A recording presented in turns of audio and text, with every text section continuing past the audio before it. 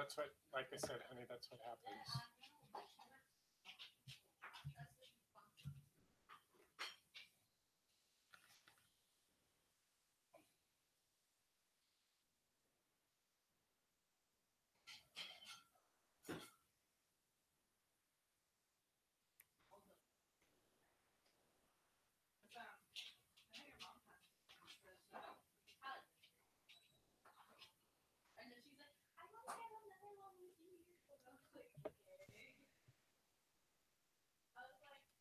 Hello. Hey, Ethan. Hey. Sorry, I see you guys are testing your dice or something. Is that what's going on over here? But we're examining which dice color performs the best. I see. Is it a scientific experiment? It is. In fact, brown actually rolls like shit.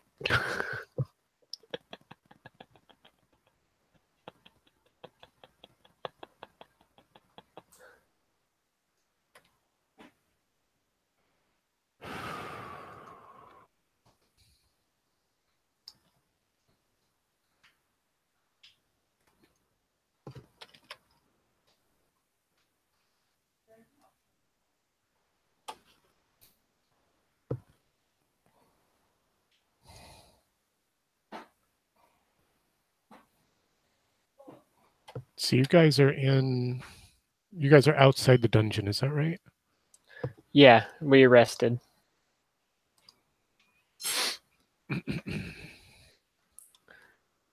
Sounds right. Tell Peter we're in the hangout. I think he missed it with all the dicing.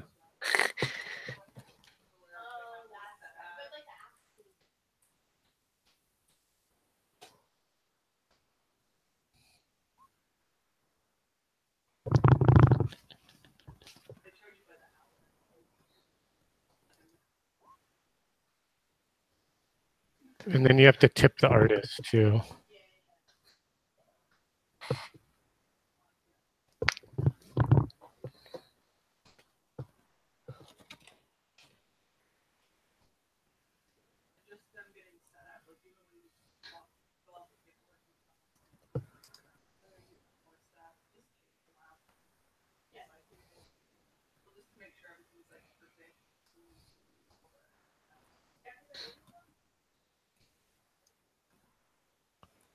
Ethan, are you coming to the convention?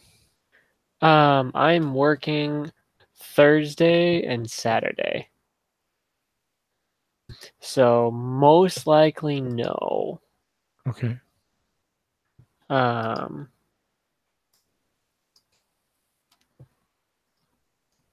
It's possible, but oh, this is the wrong. What is going on here? I have like a couple of. I have an old. When I joined Roll20, I joined the wrong game. Oh, What's going on here? Hey, Peter. Hi, guys. Hey, sorry to be so late. I was finishing dinner with the family. Well, okay. I was late too because I've been packing, and I was worried I was keeping people waiting. Oh. I was just doing research to make sure I can get the figures that I need for a little project. You have me intrigued.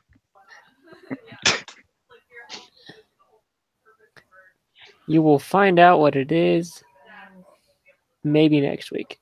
Oh, you don't want to share early? No, it's so clandestine. Well, because it's it'll be quite interesting to see your reactions when you see it. Cool. Looking forward to it. Let's see. DCC. I'm just pulling up my notes for the game. Nils said he was probably going to join late, but he would join. I have not heard from Mike. Oh, we need Mike. I don't. Well, he has an eternal champion. Oh wait, we went back to camp, didn't we? Yep, we did. And I haven't rolled up that character for Mike, so maybe he won't come. Or you can roll it up while you're waiting. That's true too. While we're waiting on Nils. And Mike. Are you excited about having 5 days of gaming ahead of you, Peter? Jesus, Thursday night, Thursday day. Well, Thursday day I'm working all day. Oh, you work and then you go. Yeah, I'm gonna pick up Ryan on the way. Yeah, we're gonna hit that evening. And my plan was originally to paint Thursday night, just sort of hang out by myself. And Ryan's like, "No, I want to go in with you. I want to go in early." I'm like, "All right, well." And John's like, "My game is Friday, Thursday night." Oh shit! So, and in the class I'm teaching is Friday, I think 4. Oh, cool. Yeah, it gets it out of the way quick. Right. Plus, I'm teaching speed painting and not just competition speed painting, but how to get an army on the table fast. Absolutely. The best kind of painting. Yeah, and I'm all about getting stuff done quick and building confidence. And you want to do stuff for competition, that's great. But, a lot of times people don't deal with I want to get out 20 Space Marines on that table. Especially with Age of Sigmar dumping so many new figures on the market and all that. I figure, what the hell? Right, makes sense. Besides, they got other people doing all the fancy shit. The fancy schmancy. I would love to have my army on the table. Well, you also paint to an extraordinarily high degree. Then you are not painting army painting. You are painting, you're painting the level that most of us are doing, but not speed painting level. That's for sure. Yeah, 3 hours a figure at least? Yeah. On common spear infantry. Now, you could do that for just your front ranks. Yeah. And then do the faster for the back ranks. Just an idea. I could, but I think it would tear my heart a little bit. I totally get it. So I'm not arguing. I'm the same way. I'm pathetic, and I have more unpainted dwarves than anyone I know, and I have so many painted dwarves. I don't need any unpainted dwarves, but you know what? I keep painting them. I mean, if I can ever get all these 450 plus elves done, I'll be really happy. It is one of those things that you look at and go, wow, this took me X number of years, but look what it did. And I also like looking at, again, my dwarves, because my undead are my 2 longest armies, but you can see the change in your style and your work, and you can see when this is when I figured out this technique. Right, and I've been going back and updating some of the really terrible paint jobs and some of my early stuff. Mm-hmm. Now that I've got the style and the theme I'm looking for. Hey, since you're taking what they're given because you're working for a living, are you going to be available at all during the weekend to do some gaming at KublaCon? So I'm working Thursday and Saturday. Gives you Friday and Sunday. Sunday, I have stuff I have to do. Friday is a possibility. There you go. Well, no pressure. Just always nice to see you. Yeah. No, it'd be good to get out and do something. And hang with the old folk. I wasn't going to say that. Are you kid, Snevers? Get off my lawn! My D20 had 20 sides, but not 20 numbers. In my day, you had to hand color half the sides to equal a +10.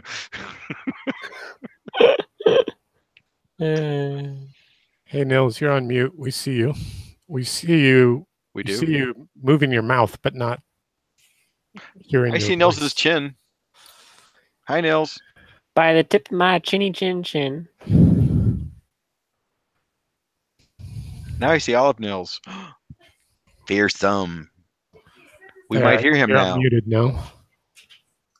No, you. Right. Oh, hey, now it's Grace. Hi, Grace. Oh, so cute. She's a puppy. Yeah, somehow Grace's hangout got mixed up with my hangouts, and so so Nils is a puppy. I'm a puppy, yes. It's not even our puppy. No, but it's the same as your wizard. The hair just keeps growing over the face. I was saying in my day, we had to roll 3d6, 3.5 d6, and we still didn't add it up right.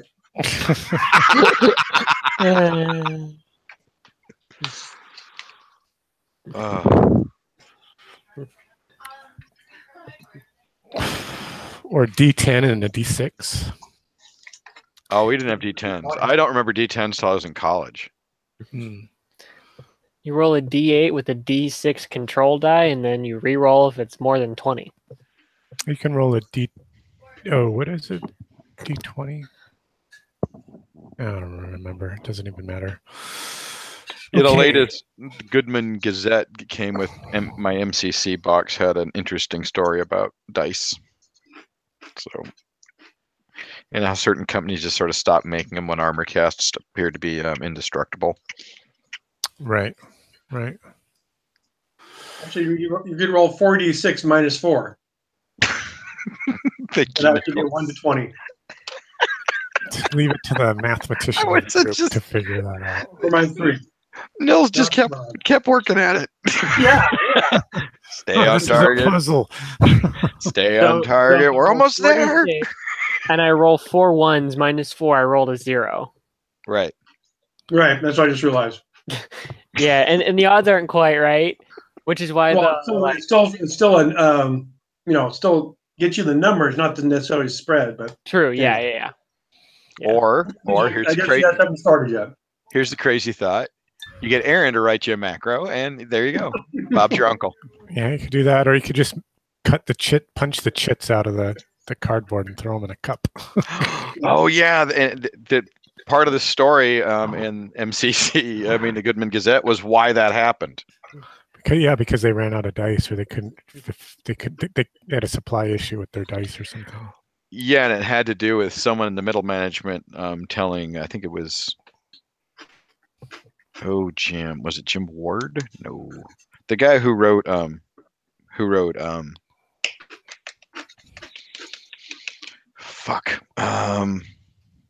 Metamorphosis Alpha and Gamma World. Okay. And he was in charge of ordering dice, and he always had to have X number of dice ordered by a certain time of year because of Chinese holidays and how many they were going to need to fulfill orders. Mhm. And he sent memos around to the company, and there was a new VP said, we're going to get our own dice done in country. You don't need to order anymore. And he didn't trust that, and he kept following up and checking with people saying, hey, do we have dice? Do we have dice cut to cast dice? And everybody's like, not yet, but we will soon. Knock it off. And he kept doing this. And finally the VP said, if you don't stop going on about dice, I'm going to make sure you're fired. And so he went to Gary Gygax, who's a friend of his, and said, look, I'm really worried about this dice situation. We could be in big trouble because we're past the time that we can actually order them and make sure they're here on time. And so Gygax said, what's the point of the dice? I said, we're almost there. And he says, can you show me the dice that they've made? And so the guy reluctantly showed him to him, and they were just crap dice. And so they made an emergency order to China, but for 6 months they had to put chits in boxes with an envelope for a free set of dice To redeem at a them. later time. Yeah. Yes. Mm-hmm. Which is sort of like the Star Wars action figures when they first came out. Yep. It was just a package with a voucher to redeem it for the toy later? Yes, you got an empty box with a display stand. Jesus. Yeah, They had to have something. Go ahead. had to have something for Christmas. Jesus. And yeah, Nobody expected the success of it.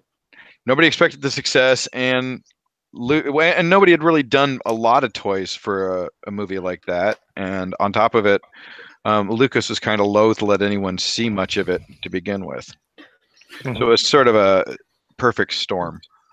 Right. Yeah, I mean, they try and hide some of the action figure stuff because what often happens is it gets released before the movie gets released, and then there are spoilers about the characters. Right. And one of the worst companies for that is Lego. Yeah, actually. No, I mean, I love Lego, but they they ruined it. Not ruined, but a couple films. You're like, oh, I bet in Captain America: Civil War, Ant-Man turns giant because there's a giant Lego Ant-Man in that set. Yep. Not that I care. I've read all the comics. Nothing surprises me. My students were so upset at Infinity War. Really? I didn't enjoy it at all. Well, they were upset because everybody died. I'm like, oh, please. They're You knew coming that back. they're all. First off, Yeah. nobody dies in Marvel comics except Uncle Ben and Gwen Stacy, and even she's come back in one of the comics. But yeah, I said the storyline from Infinity War is from the '80s, and Yeah, Adam Warlock puts the glove on and says, "I want the universe back the way it was before Thanos showed up." Boom, there it is. Right, and now it's not him. It's basically going to be Gamora. Well, she's dead. It's gonna be Nebula. No, it's going to be Gamora because in the comics, at least I think it's going to be Gamora because she's in the Soul Stone right now. Oh, she's in it. She's not dead. Yeah. I really like the chest of this piece, Peter, that I'm looking at from your trial fit. Cool. Which the one with the arm coming out and choking the guy? No, the other chest. Oh, thank you. I took my time on that one.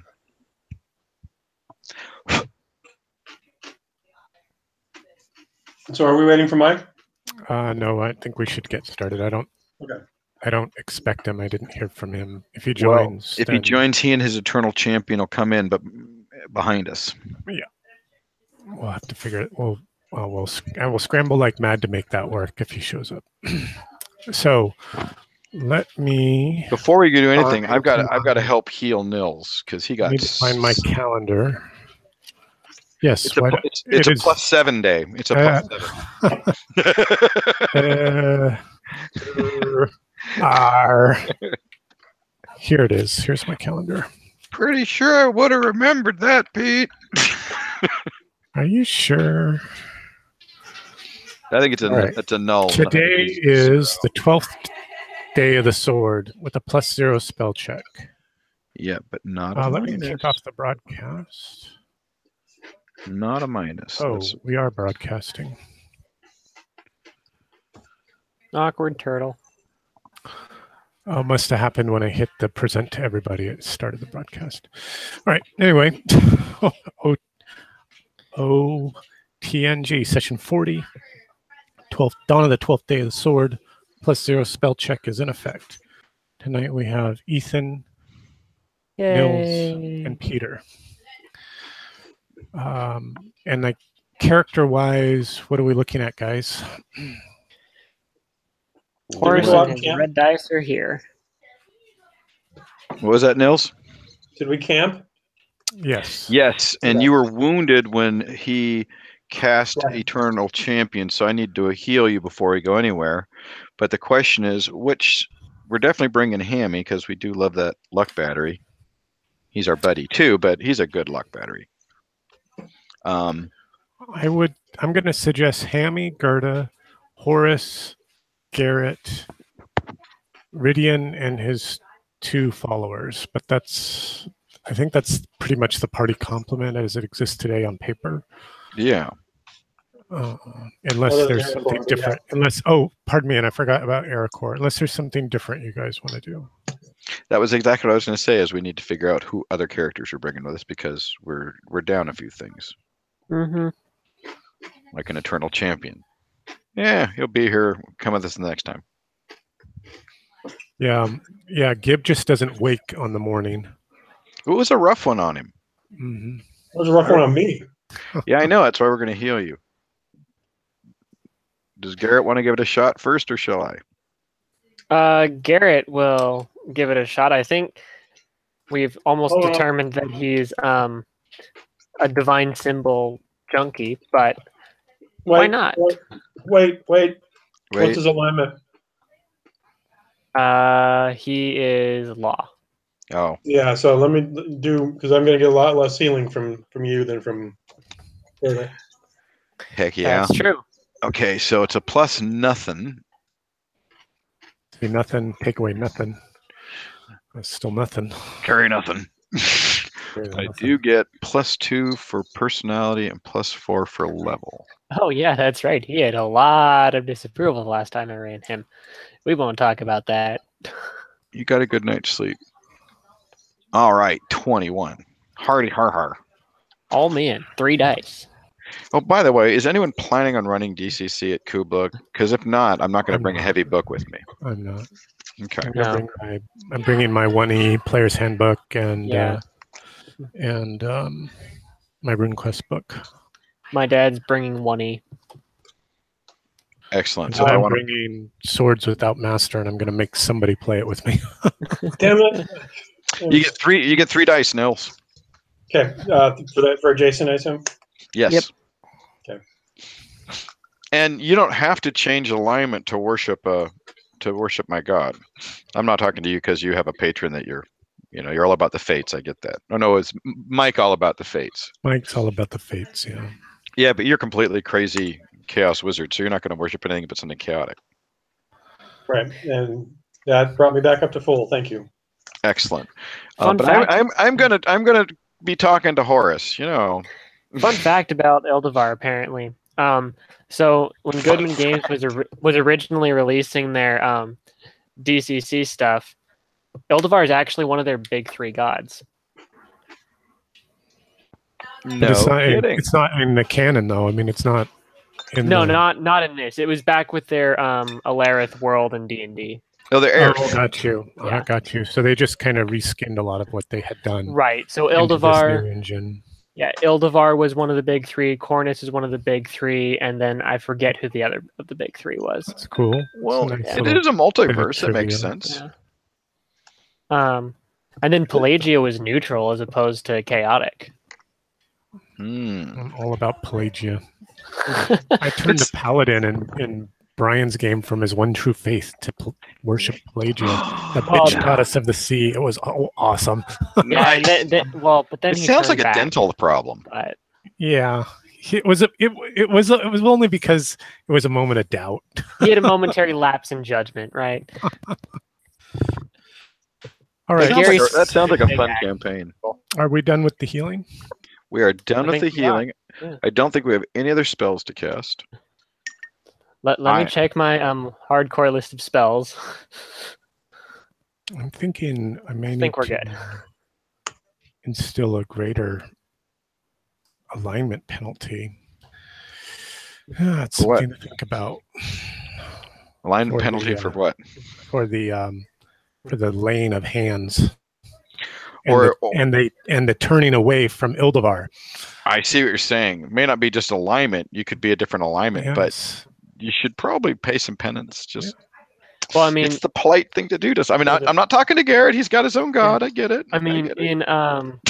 in my dad's campaign, it just so happens that those who are willing to follow Justicar Pelagia happen to have the dice roll better when it's healed. Isn't it funny? See, Horace, I want you to think about that, bud. I want you to think about that as you walk in that beautiful leg that a gorilla bit in half. Remember that? Remember Hey. that gorilla? I'm just saying. Hey, Food for thought. Food for thought. he's not opposed to it.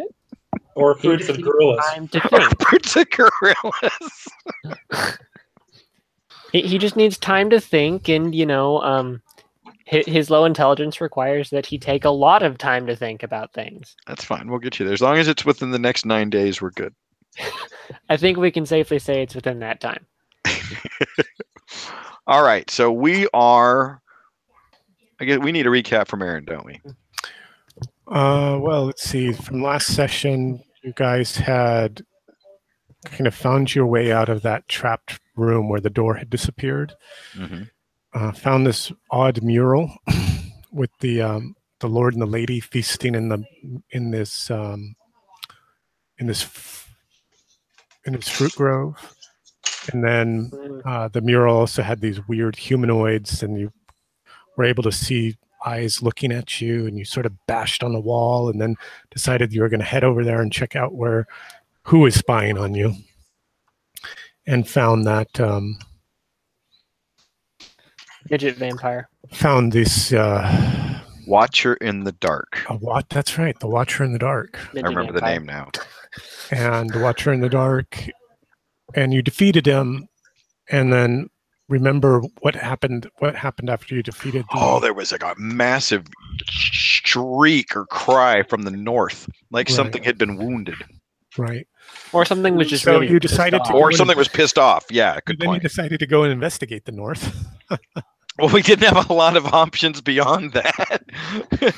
Well, actually, no, we do. We I have need to the do a east. better job of reminding you which way the passages continue, because your lantern light only reveals so much, right? And I think Yeah. in some instances you might be thinking, oh, well, it's a dead end down there, when in fact it continues. No, yeah, because that's the other thing. I was. Thank you for reminding me, because Mm-hmm. at the bottom of the stairs where we found those little tubule things Mm. coming out of the ground, and we went through the one-way door, And we didn't came go all the out way from the right. left side. Yeah, correct. There was a right-hand side. We did not. We should go check that first. Yeah. Is my thought. And then you had sort of entered a bizarre torture chamber and lounge. Oh yeah, with And then found the sleeping wizard. Or sorry, I shouldn't say wizard. Found the sleeping old man. Who's demon possessed You or guys something kind of along those lines. deduced that he was a wizard based on the open spell book that was on the table. that Gib tried to pick up, Mm-hmm. Or causing got the. close to. Yeah, he just remember. approached it. Yeah, that's it. And then he sat up. But there were a number of objects and items on the writing table in the wizard's chambers. But then you all decided to depart that area. But you did also discover a portcullis. Shall I drop you into level 2? Do you just want to go straight there, or what would you like to do this evening? I I think. think level 2 is a good idea. Yeah, at the base of the stairs. I think I would like to do that. I'd like Actually, to go I think in honor of Mike not being here, we need to walk around for an hour blowing the whistle. We have a lot of whistles. Yeah. I've got a copper whistle, an ivory whistle. I'm leaving a bunch of stuff back in camp, though. That's true. I now have Garrett as my mule. Forgot about that. Yeah, just remember to swap the gear around before the end of the session. Yeah. Wait. Speaking of who's coming, do you have icons for Nergal and Sla Nisha? Mason Certainly, Fortune. I can. Would you like to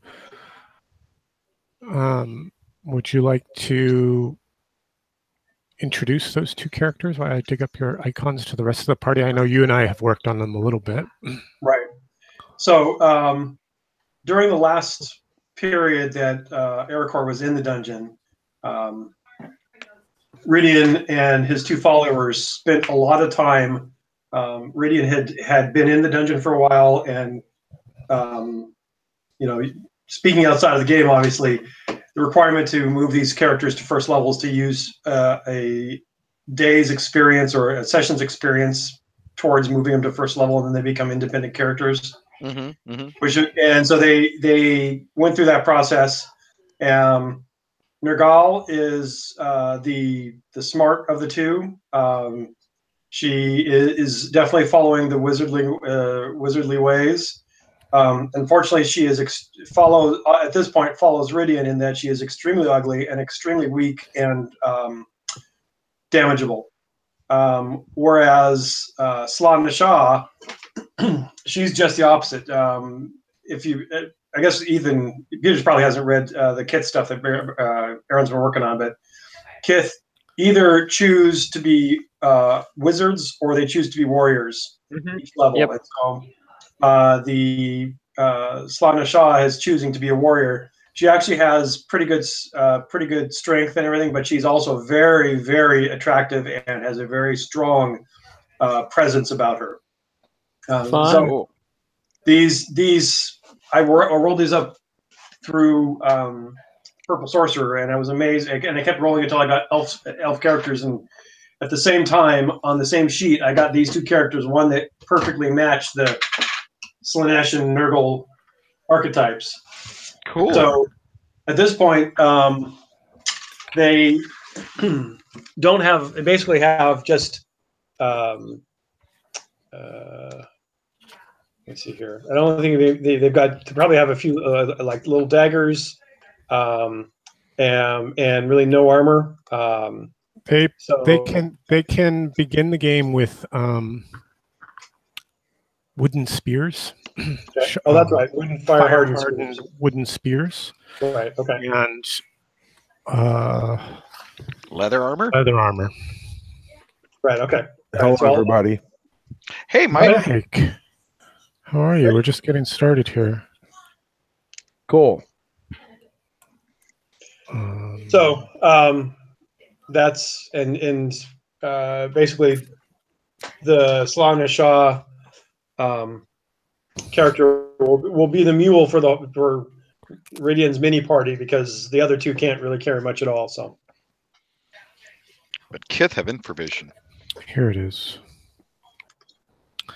All right, Nils, I'm going to give you a few random characteristics and traits for these new NPCs. Okay. They are NPCs that you will you will drive them. You will manage them in the dungeon, but they have their own personalities, whims, and whatnot that are subject to the GM's purview, I guess you could say. I would like you first. Let's start with Nergal. Let's figure out what Nergal's motivations are. Please roll a d30.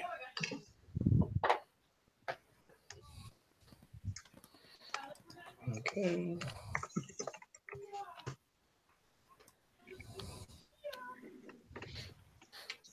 3.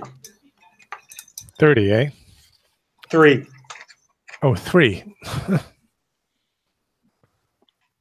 So Nergal's primary motivation is to avoid responsibility. Great. Sounds like a perfect hireling. Okay. Oh, did you want me to do that? Oh, I'm sorry, man. I was taking a nap. Now let's take a look at. Will you track this on the character sheet, or do you need me to do it? Okay. No, I'm making notes. Okay, perfect.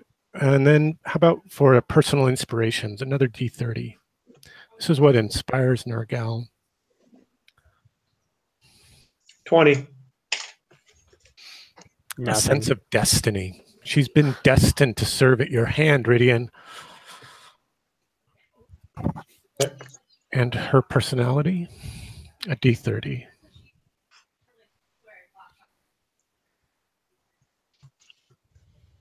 18. Loquacious. Oh, great. What is loquacious? A talkative kid. She likes to talk a lot about her destiny to have met you. About nothing. The true, the queen beyond the dragon wall. The elder squirrel gods. Once. I saw a squirrel. One time at band camp. One time at band camp. One time at kids camp. One time beneath the dragon wall. Right. Quirky behavior, D30. Come on, you got to have lots of quirky behavior. They are your followers, after all. 9. Fear of fire. Have some fire, Scarecrow. And that's primarily because of some of the. Hold on, just a second.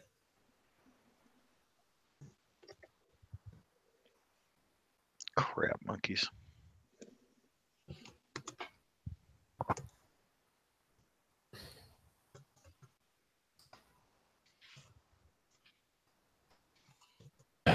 Sorry, my daughter was getting more and more talkative with her girlfriend on the telephone. Now I have the other telephone ringing. Which reminds me, I'm getting graduation notices from my friends' kids. Yep.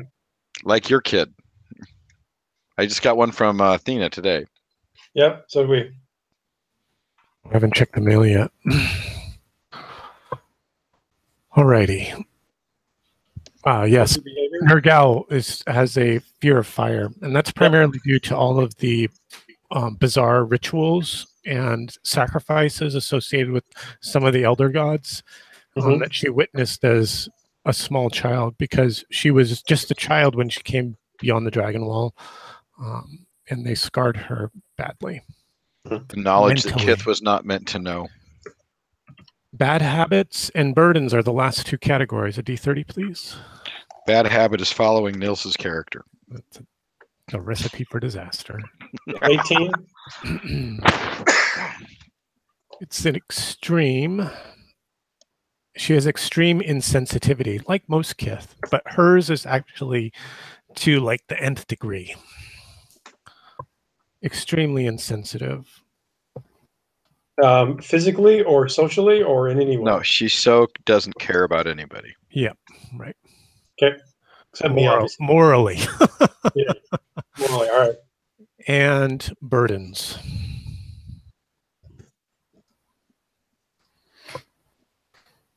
$24. She suffers a constant sense of despair. How can you be extremely morally insensitive and suffer despair? Well, She suffers despair because she's so morally insensitive. She's despairing over that. And her whole culture has been destroyed and wiped off the face of existence by these mortal men that bear iron. Right. How about a luck check for Nergal to see if she suffers at the hand of chronic iron? Big syndrome. 16. I think this was a DC 10 luck check. DC 10 check modified by luck. So she's okay. Right. Oh, I'm sorry. Now, again, for Slanesh. Slaanesh. Oh, pardon me, Slanesh. Is that a 16? No, 4. 4.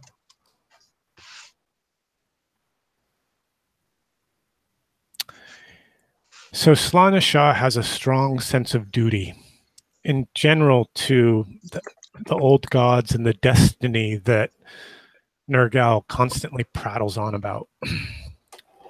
Her personal inspiration is a D30.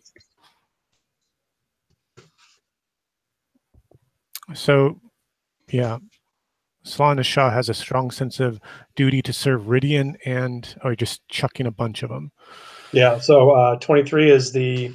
Okay, this is her personal inspiration, is stories of a hero named Ridian.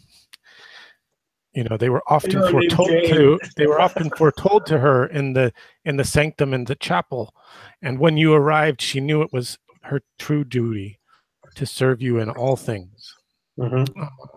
Personality is a 28. As well she should. But she's terribly unfriendly, as most kids are. 29. This is her quirky behavior. She's extremely unrealistic, right? Ridian ruling over the entire multiverse, kind of unrealistic. It's not unrealistic at all. Well, while you might have sense of ruling over this mortal plane, she's got even bigger, grander schemes. Scheme. Yes, exactly. Okay. Did Nils get married? Yes, he got. In fact, he got married to 2 Kith maidens, Nergal and. Gosh, I can't remember. Slanesh. I'm going to call her Slanesh. And Slanesh's bad habits is she's extremely jealous. She's extremely jealous of Nergal, and any of the attention that you pay to Nergal instead of being paid directly to her. Oh my God, they are married. And then it's like this weird, bizarre Mormon marriage. Yeah, you're totally poly, dude. And then your last trait, the burdens that.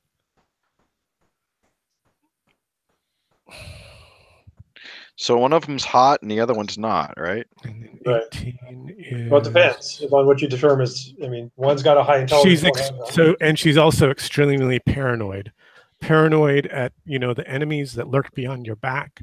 Paranoid that Nergal's going to fail you in some way. Paranoid in all things. Okay. I swear I dated this one. If you have time, just update the character sheets with those notes in the bios. Yeah. I may need to refer back to them from time to time, but it'll be helpful. Sure. What was the first classification was that motivation? Motivation. Okay. All right.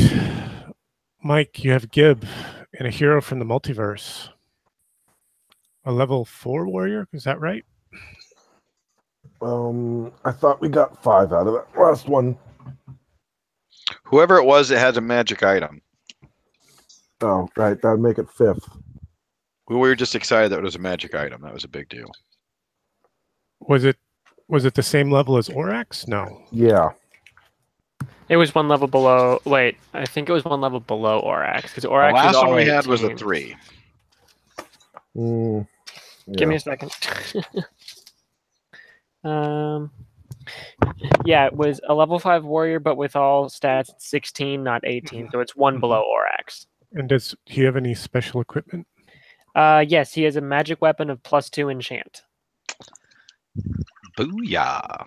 All right, Mike, why don't you take a moment and introduce this warrior that you've summoned forth from the multiverse to serve you in all things for 24 hours? It's a young Orax. What?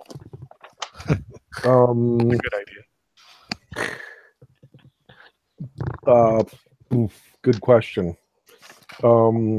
His name is Gore. Gore. Yes, Gore. I am Gore. Is that Warrior. your name or Warrior from the kingdom of Pantari. He wields a mighty axe Golf club? and is armed in shimmering bronze chainmail. He wears high sandals that lace up to his calves. And he's loud and boastful with kind of dusty brown matted hair that's not kept well, but he's very well shaven, youthful, in fact, in his appearance. This is Gore. Is your brother Blood around? Okay, so we have We're Gib, summoning him later. Ridian, and the two Kith maids. And the twins, yes. That's 4. Pinky and Perky. Shall we say Horus and Gerda, or Horus and Hammy? What do you guys want? Do you want a cleric or do you want a luck battery? That's a very good question. Let's see. Hammy's luck, maybe. Yeah, Hammy's luck is down to 11 right now. So I think it means cleric. So keeping him out for a while might be of benefit just to recharge him. Exactly. Yep. And Gerda's Hoping, of good to course, go. Disapproval's at 0. Leaving stuff in camp with Hammy so I don't have any kind of encumbrance penalty. And I'm back to rolling 20s, baby. Yeah, Hammy might be encumbered, but Gerda's not. Hammy's taking a nap. Playing a lot of solitaire. Are we doing Gerda or Hammy? Sorry, I missed it. Gerda's with the party. Okay, Gerda.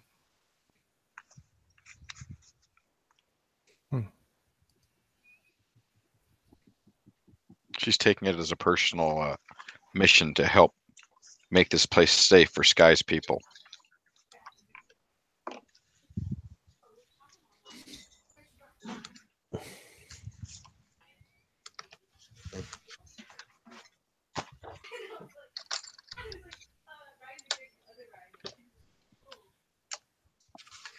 Aaron? Yeah. Can my followers have made a couple of fire-hardened javelins? Make a luck check for Ridian. So no, then. You could roll 1. I do when I'm casting spells all the time. Actually, you may have made it. Let me check here. Oh, yeah. What's your luck? 6. Oh. So no, all right. Well, they found some of better the than wood, Horace's. but they didn't have a chance to fire harden them yet.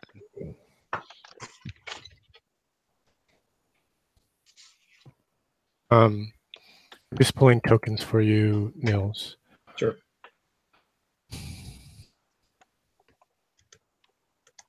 And then, so tell me again what you guys want to do. I think I heard accurately down to level 2. Right, and Mike wasn't here when we were discussing it, but we recalled that at the base of the stairs you could go to the right past the door we entered, and we did not finish exploring that area. And we thought since there was a sleeping wizard off to the left, and that freaked us out, and I kind of don't trust you in that spell book, to be honest. Nothing personal, man. Nothing personal. I thought we should go explore to the right-hand side. Horus wants nothing to do with the wizard, purely because he knows that his chances of hitting a magical foe are quite low.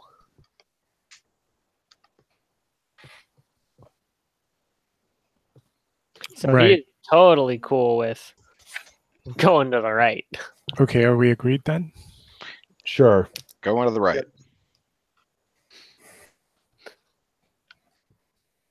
I'm doing a bunch of different stuff right now, so bear with me while I get you all where you need to be. All right. I'm assuming that Ethan is painting elves. Of course. What are you painting, Nails? Just working on. Actually, I have to. I finally, sadly, broke my hobby streak. I How dare completely you. forgot about it on Saturday, and then since then I've just been thought, what the heck? I'm just not doing anything. But tonight I'll be working on that unit of Bullworker dwarves. How long did you go? About 140 days. Wow. Impressive. Very That's well great, done. man. Yeah. Very. Oh, that was a good experiment. Yeah, and it's almost now working against me. Like I'm never going to be. I don't want to have to like start all over again. So I'm debating whether or not I'm just going to lie and when I make posts about it, or if I start over and I'm thinking, oh man, that's just too long. I just might as well not even start. This is the problem of Alcoholics Anonymous. When somebody goes back to drinking, they're like, "Fuck it." Yep. Well, That's why they don't or come eating. back. Yeah, I do the same thing with food too. So I'm Mm. certainly familiar with the concept. All right. So I am Nils. You now have tokens for your followers. Mike will use the same token for Yep, that's your fine. followers last time for Gore. Gore, son of Moore.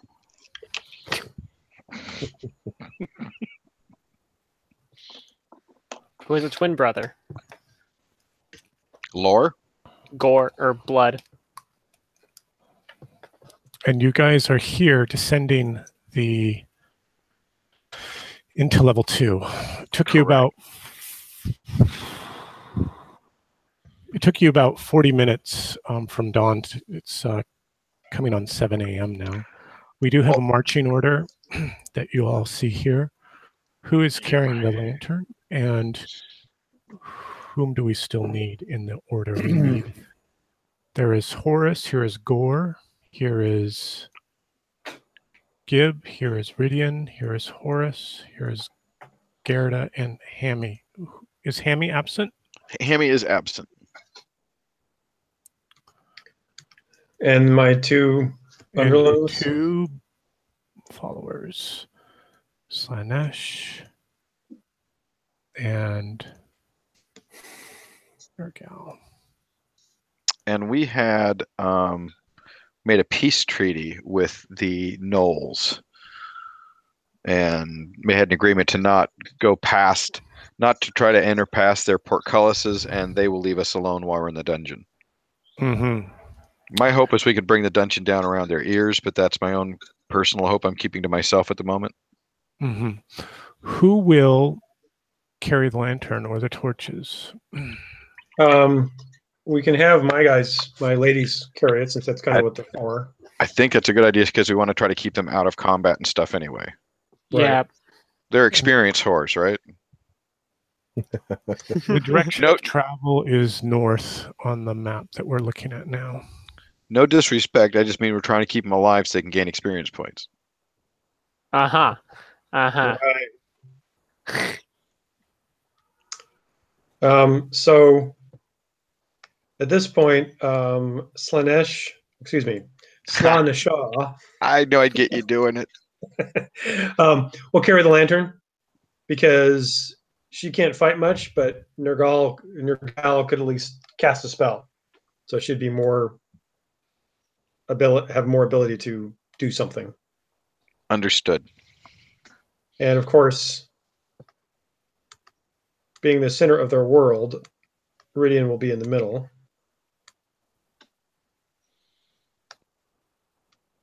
And I have my bow out. Except he's going the wrong way.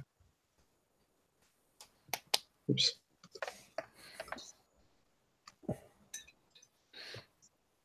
There we go. That way, you can keep the two keep the two of them from arguing. Over his divine presence.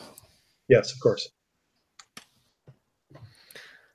Is that rank 1 or rank 2? I'd prefer it to be at least rank 2. Horse to rank 1? Horus is rank 1, yes. Gore to rank 1? Hell yes. Okay. Or I say Gerda rank 2 and put the Kith in rank 3. All right. Oh, And Gib in rank 2 with me. yeah, that's what I was going to suggest.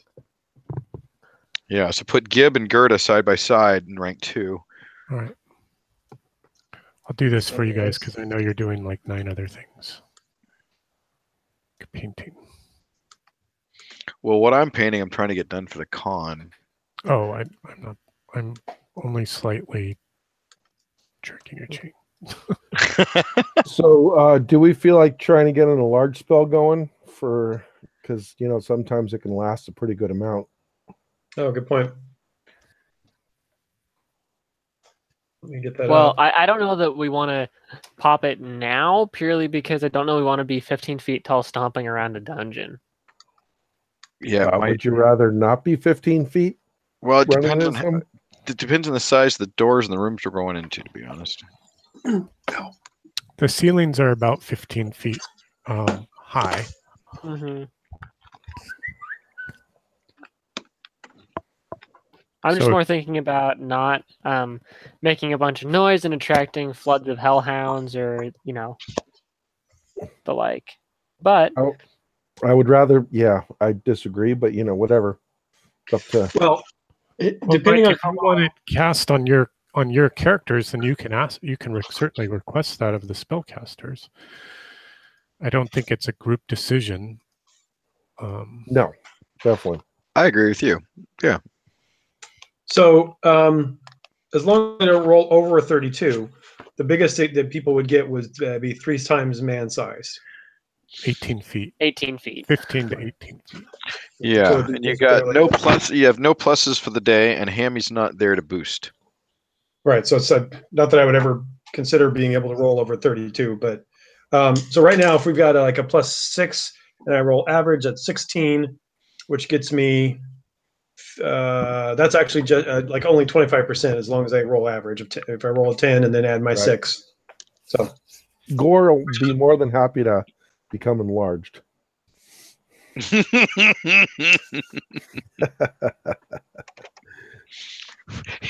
he wishes I'm he sorry. wishes to be engorged. Nice. Oh, sorry. So- I'm surrounded by children all day. I'm sorry, who was it that wants my little blue pill? Gore. Gore. Okay. Anyone else? Because if I roll well enough, I can pick multiple targets. I mean, Well, if one of us is getting big, then I mean, Well, let's Horus do is the spell okay with check it, and see what but, happens. Any spell burn? No. No. 18. Increases by 50. A single target is increased by 50%. So Gore gets 50% increase. So he's 9 feet tall now. +2 bonus to attacks, damage, and AC. Nice. He was 4.5 feet and- tall. No, he was 6 feet tall. He got 50% bigger.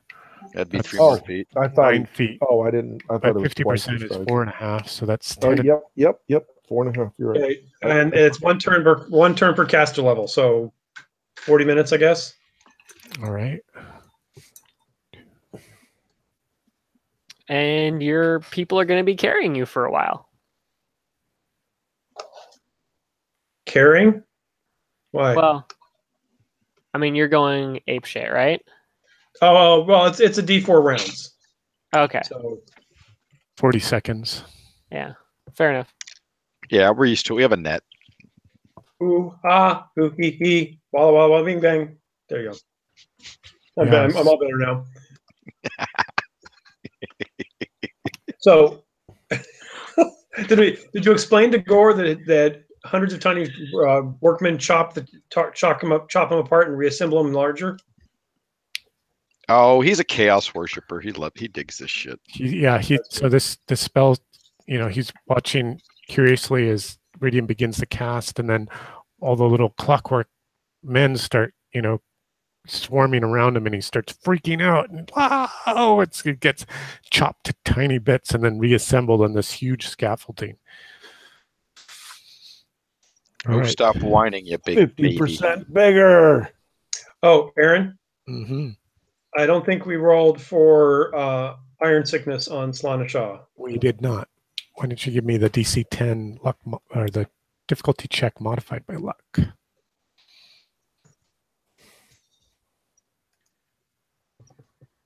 Whoa! What happened? I rolled a 20. Okay, Oh, she's all right too.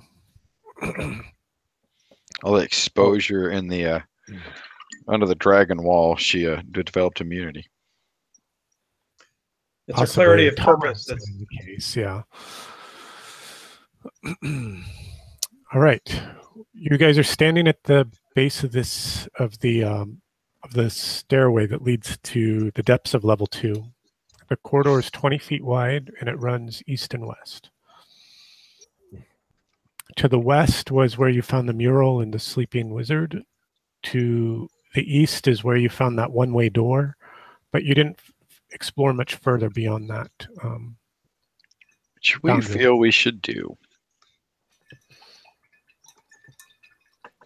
Well, we're going to go east first, right? Yep. Correct. Who's going to drive the character? Okay. Sorry, it's Hammy, Peter. That's okay. It's just a figure. And he's pointing, so that's useful. That's helpful. Yeah, it indicates the direction of travel. Exactly.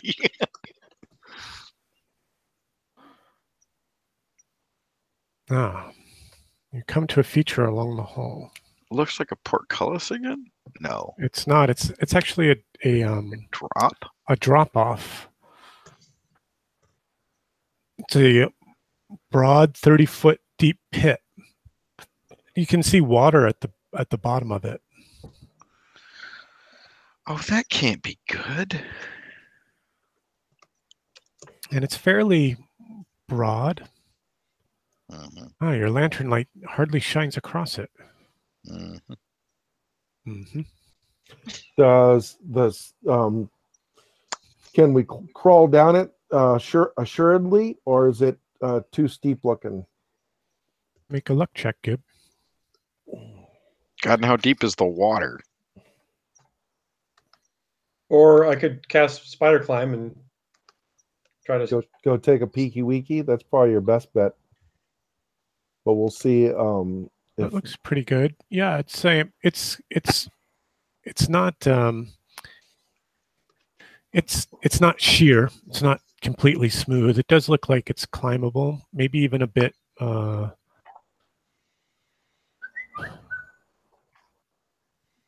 kind of chalky, where you could hack handholds into it to assist in your climbing, or kick a boot, a hobnailed boot into the edge of the wall to sort of cave out a toe hold if you had to.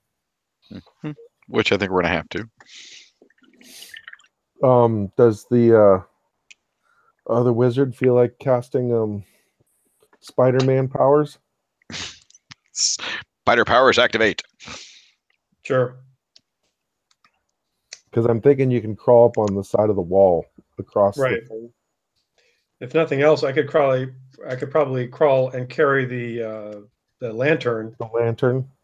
And doesn't it radiate a blue star on your head when you cast this? Doesn't it create a light source for you? Yeah, well, it's 25 feet, so it's not any bigger than. I see what you're saying, right? But I assume that was only like during the casting, not during the whole duration. It has a duration, I believe. Well, the mercurial effect, I don't think that it did. It's number 83, but so I'm not spell burning. I am casting. Okay. Gibbs at the same time gonna take a copper. Nothing's happening. Water.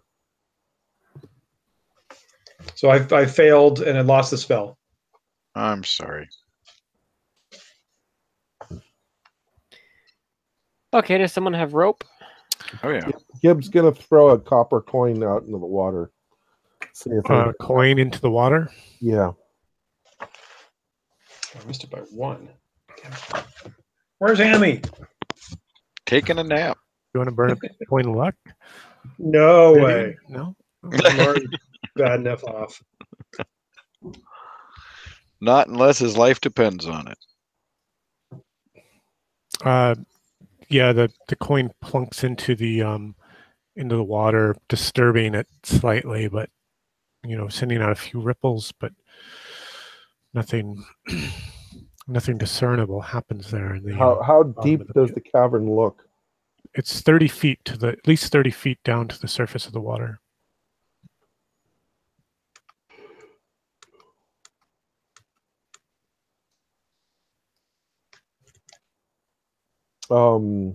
Does anybody have spikes?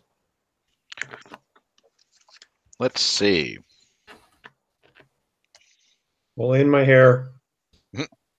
No, I don't. Let's see what's in the bag of tricks. That's true. Technically speaking, Horus could fly over to the other side. Well, yeah, with your ball of levitation. Yes. No spikes.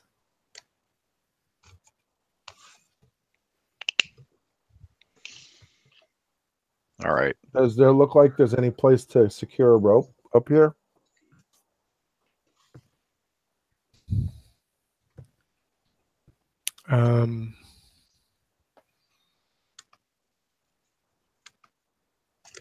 All the way back at the pedestal, you could Right. Okay. secure a rope there.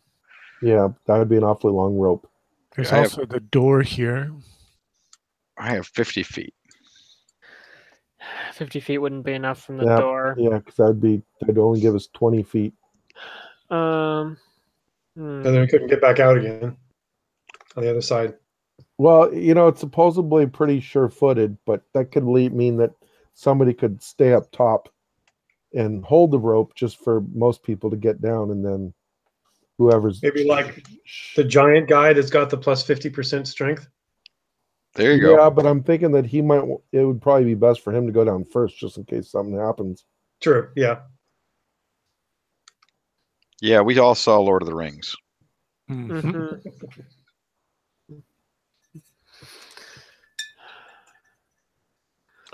So, who's pretty sure-footed? What would that be like? Agility.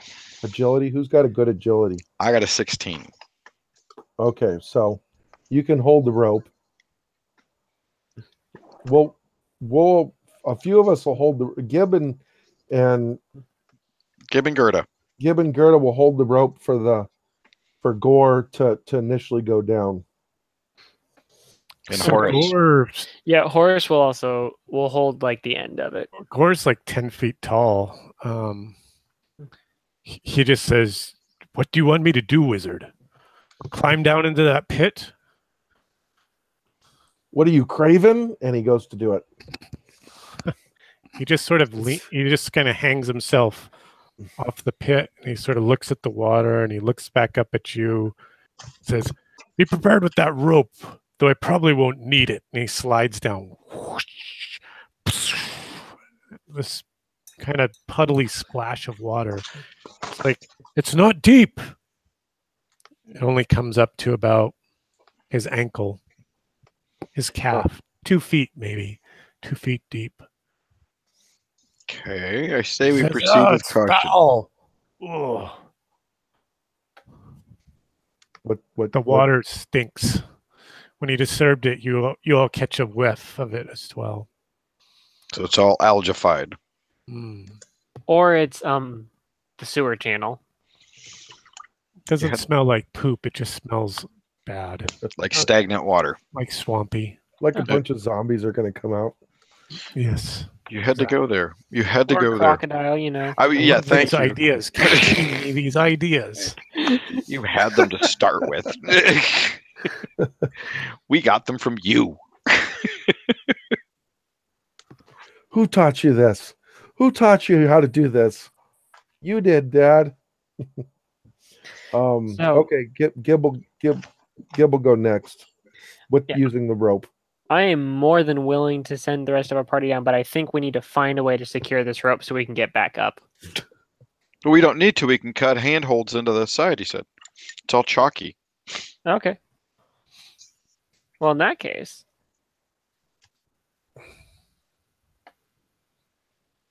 in that case, what? Let's do that. exactly. As we rappel, cut. So you're gonna climb down into the pit, maybe with the help of giant gore there at the base of the pit, and Actually, some footholds in there so we can climb out quickly if we have Right. to. So as we're being lowered down, or as we're climbing down, we'll create some proper or decent footholds and handholds. okay, and then do the same on the other side. Yes. Mm-hmm.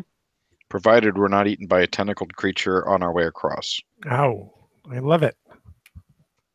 Again, no ideas.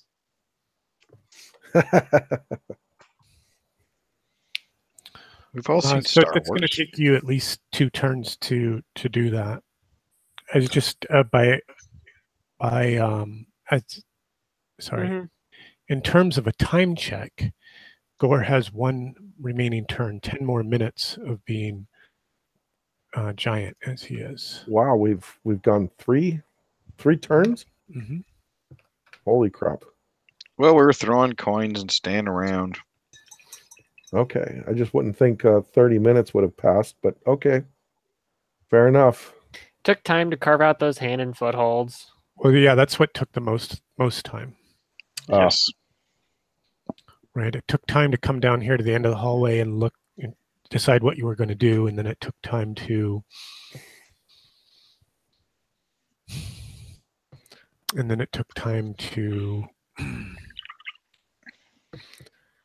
carve your way down, cross over, and carve your way up. Sorry, I'm just making a check here on my side.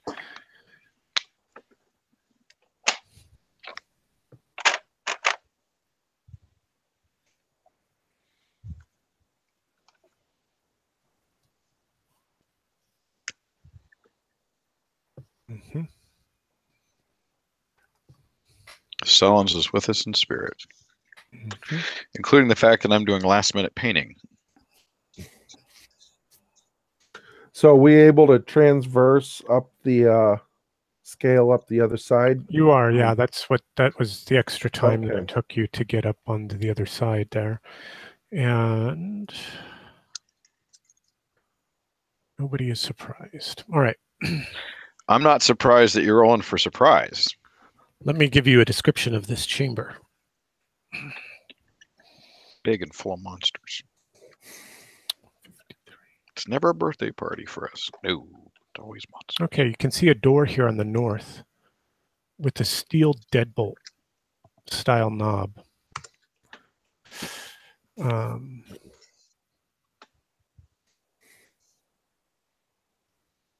So there's like a, you know what? It's like a big latch, like a deadbolt, like that you'd see on our front door. It's maybe 3 times the size, and it's currently in a horizontal position. That's the first thing that catches your eye when you cross over.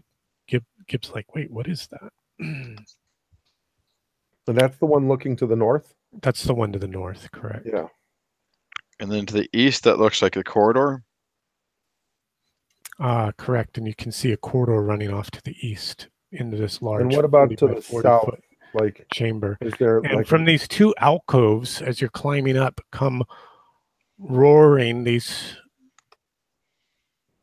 humanoid warriors. Oh, Now wow. that's a change. And everyone, or let's go ahead. Nobody's surprised. And we can- Here we go. Here are my cards. I have cards for my monsters. It's so cute. Do you want to swap out the party and just zoom in, or are we just gonna? Yeah, we're going to zoom in, and we're going to grab. Let me copy the party here. Working. Your gang.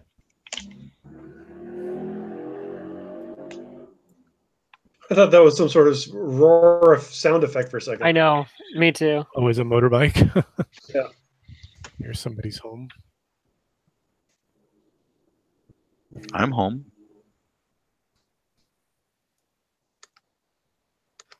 Okay, let's see. Somebody in rank 2 make a luck check. Let's rank see. 2 has How our about both of our low lucks. I Gerda? have an Make 8. Make a luck check, Gerda. No, I'll make it. Oh, you suck. Did you make it? Did you roll? I'm about to roll a 5. I'll roll because I have a better. Oh, you have a better. I have a. Well, I rolled an 18. I missed my luck check. Okay, you're not up. Go ahead, Gib. Make a luck check.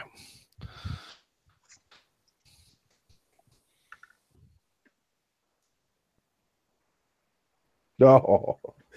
No, you guys are both still at. So just the front Just rank ranks 1. managed to sort of scramble up onto the top of the precipice there. Let me fix something with the light. I know what's going on here. Going on with my light. You're going to hear some choice swearing words from our good friend Horace.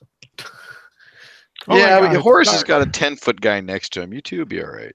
What type of light source are you guys using? A lantern? Lantern.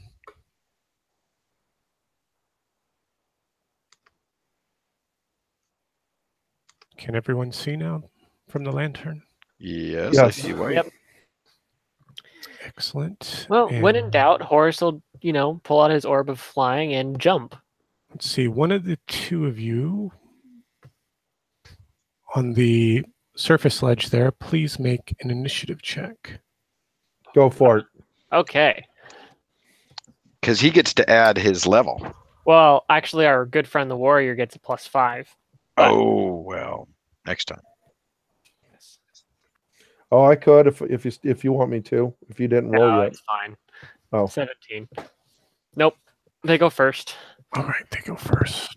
Makes sense for this scenario. They'd have advantage anyway. So Yeah.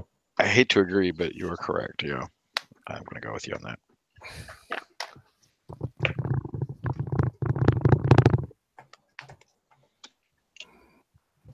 Just grabbing a couple of tokens.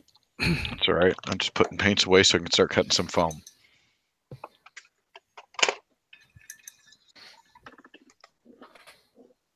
Damn you, Tom Mayer. He said with practiced ease. These will do. They're huge. Holy crap! Huge, I oh say. my.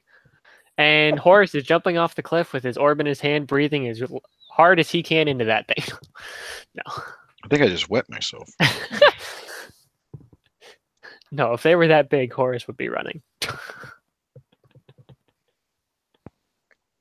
As it is, he still might run, but We are on a mission. We are on a holy mission. you're on a holy mission.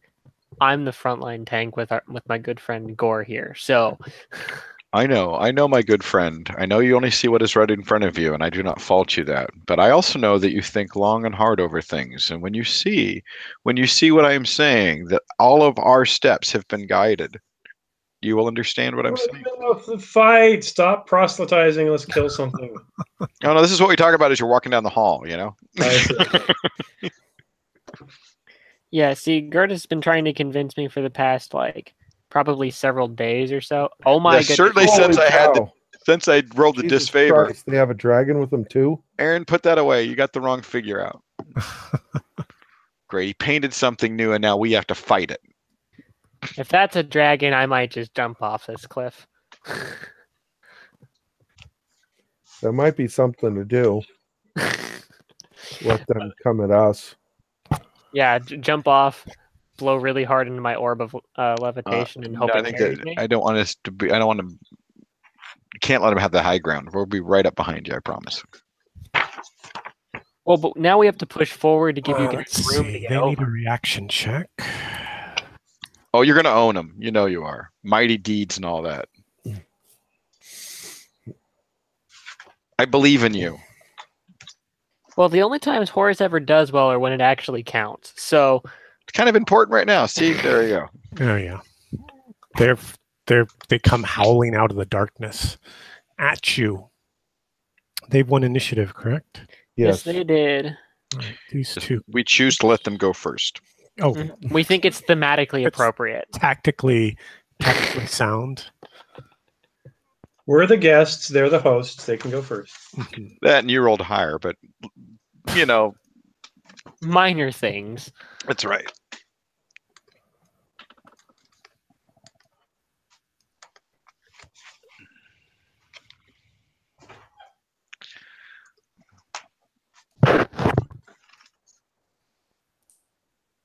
I might enter a Triumph of Death unit. Oh, really nice. That'll be fun. Yeah, just because they're, yeah, you know. All right, they're these two. So these humanoids that you're facing are armed with long swords and shields, much like the icon depicts. They have big protruding brows, shaggy, scraggly hairs, and their eyes are completely white. No pupils. Pupils. Interesting. Their arms and armament are crude but practical. And freaking long swords and shields. And they Yeah. wear kind of ornaments of armor. Does the light appear to bother him at all? No, it does not. I'm sorry, did you mean to say yes, that they're flinching from it? No. Crap. The large lizard scampered off into the darkness. Oh, thank goodness. They can't. Actually, that's a bad idea. Probably bad, but yeah, it's short term, it's good. Okay, here are 2 attacks against Gore. We'll start with Gore first, sure.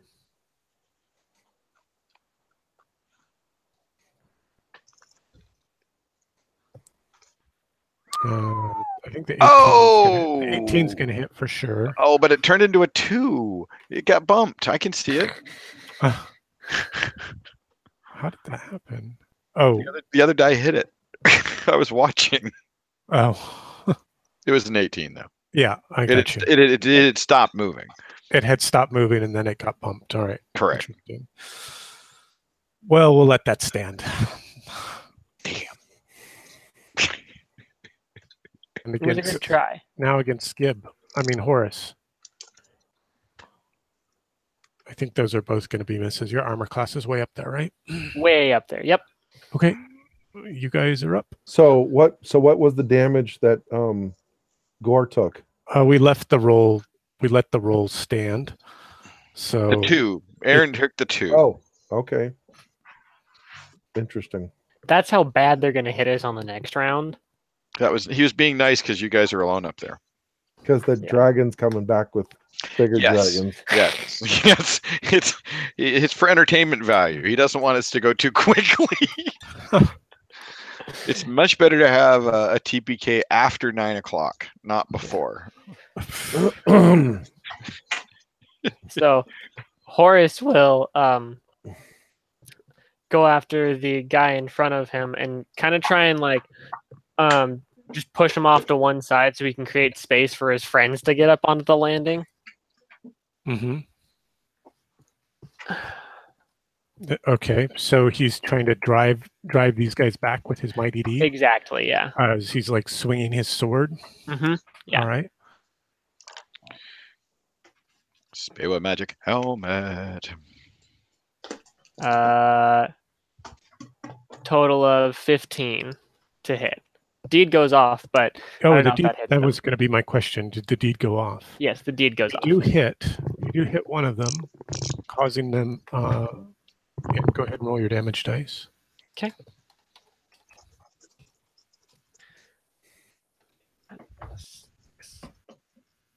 $12 points.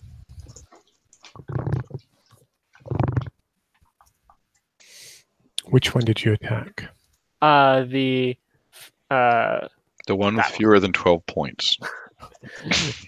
the one for the southmost one. The southern one. Yeah, Yep. that kills him. That slays him outright. Nice.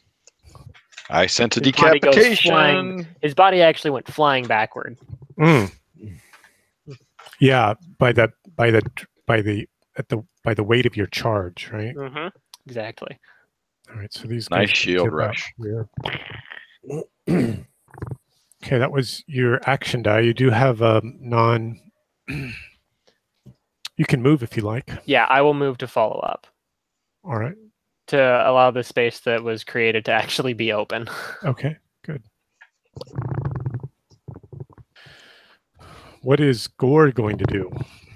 So Gore is going to take an attack from the right, going to the left, and hope that he drives this axe into the guy to the right so hard he's that trying to swing his blow through big sweeping blows. That's what. yeah, exactly. And if he's not able to cleave the guy in half, he'll at least push him into the other guy so that they get pushed north. Also, Nice. you have 2 attacks. Oh, Because he's level 5. dude, Nice. really? Holy crap! Yep, one's a D20 and one's a D14. Hey, Okay. great. So yeah, so that'll be the mighty deed first, is to basically try to drive this guy north so that they both kind of get pushed up. Okay. What is the Ethan? What is the deed die for Gore? He's a level 5 warrior, so he's a D7. And then is that a special? Is that I'm writing you a macro right now, Mike. So just give me. Yep.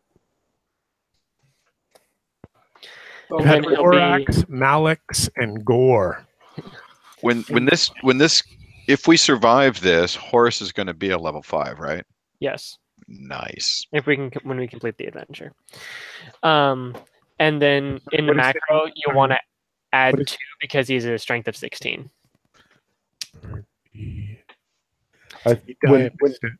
When you said when we finish this, I think I heard Aaron's snicker. What is what's the D die again, Ethan? It's a D7. We don't know that there's 12 more levels to this. Oh, sorry, I said +2. It's actually going to be +4 because 2 for strength and 2 for the +2 enchant. Oh. It's a lot of mods. We need this. Then does that include his 10 feet tall stature right now? Oh no, I didn't include any bonuses from that. Well, that's only for one more turn. We'll just add those in. Damage Right, and we'll AC. just tack it on. Yeah, doesn't make sense to put that in the macro. Right. Oh, well, I thought it would be pretty cool though, you know. +7. How many dice can we throw and how much can we mod them?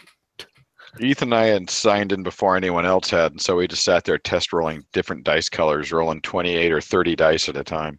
A couple of the colors hurt your eyes, we've decided. They did. Also, if you roll brown dice, you do roll like shit. Yeah, we don't know what it is, but it's true. They're shit dice. Well, that works. Unfortunately, one of the die colors that seem to roll really, really well is yellow. Right, and that's extremely painful to watch. It is. Okay, Mike, if I've added a macro that I've shared with you, you can go to the little bulleted list, the little lines that's next to the gear icon.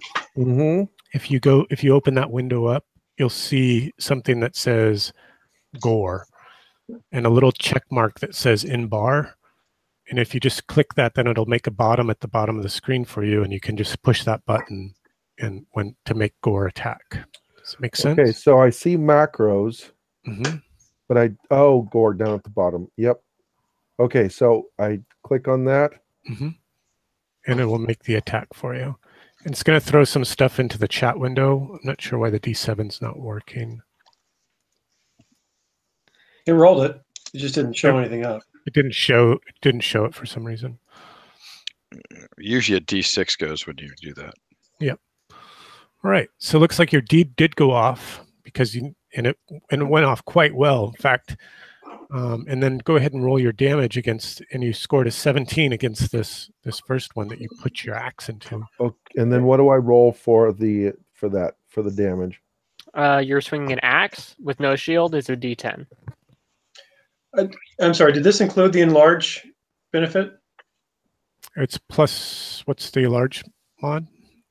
It's a +2, and so it would be So +4. Right. So with the enlarge, it's good, and with that, it's going to be the 1 for his roll, 6 for his deed die, so he's at 7. 2 for his strength, he's at 9. 2 for his +2 enchant, bringing him to 11, and then 2 for the enlarge, so 13. Crap. Okay, I was so thinking, that just kills for- one and knocks the other one into the darkness. What's your question, Nils? I was just thinking in future, I didn't think that +2 was added into the attack. No, it wasn't, but he already hit him, so. Yeah. But just for future use. That's what we said. That's what we said earlier. Is we wouldn't add the Absolutely. enlarge bonus into the attack macro just to make it, because then I have to edit the macro again. Yeah. Okay. Sorry.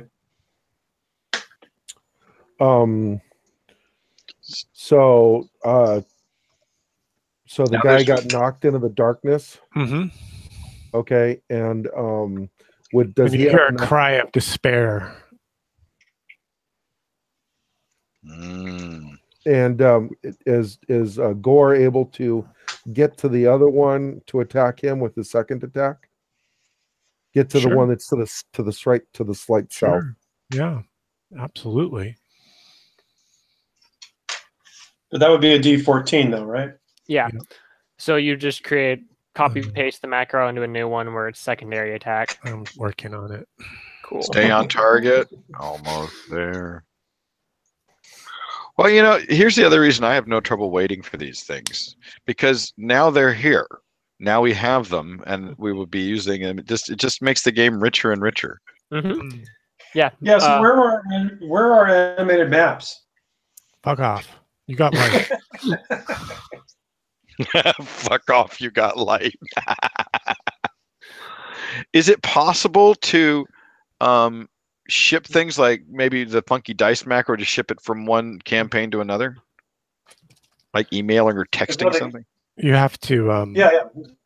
you have to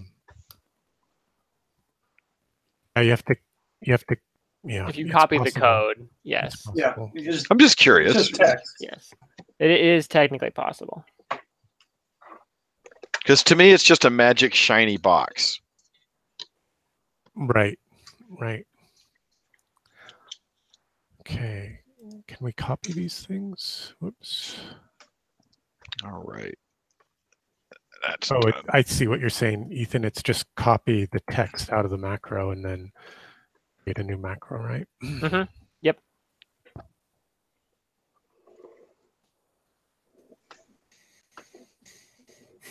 Yeah. So yep.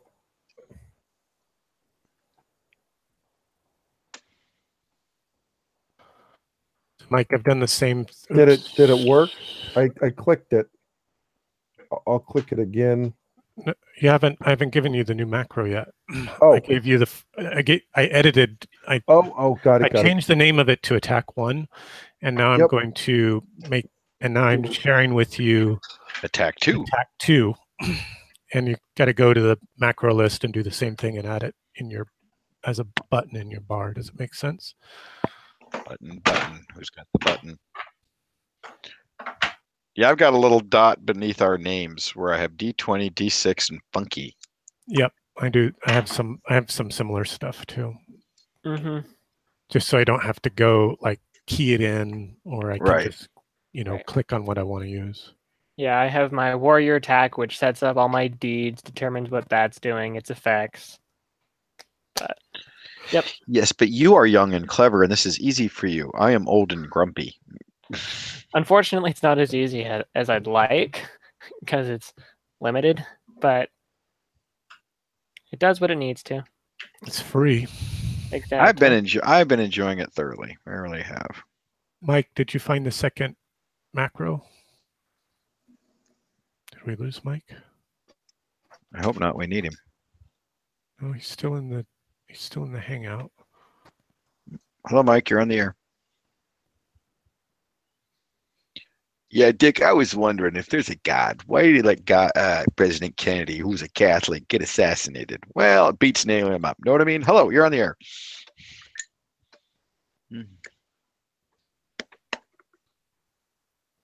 All right, well, we'll just move on.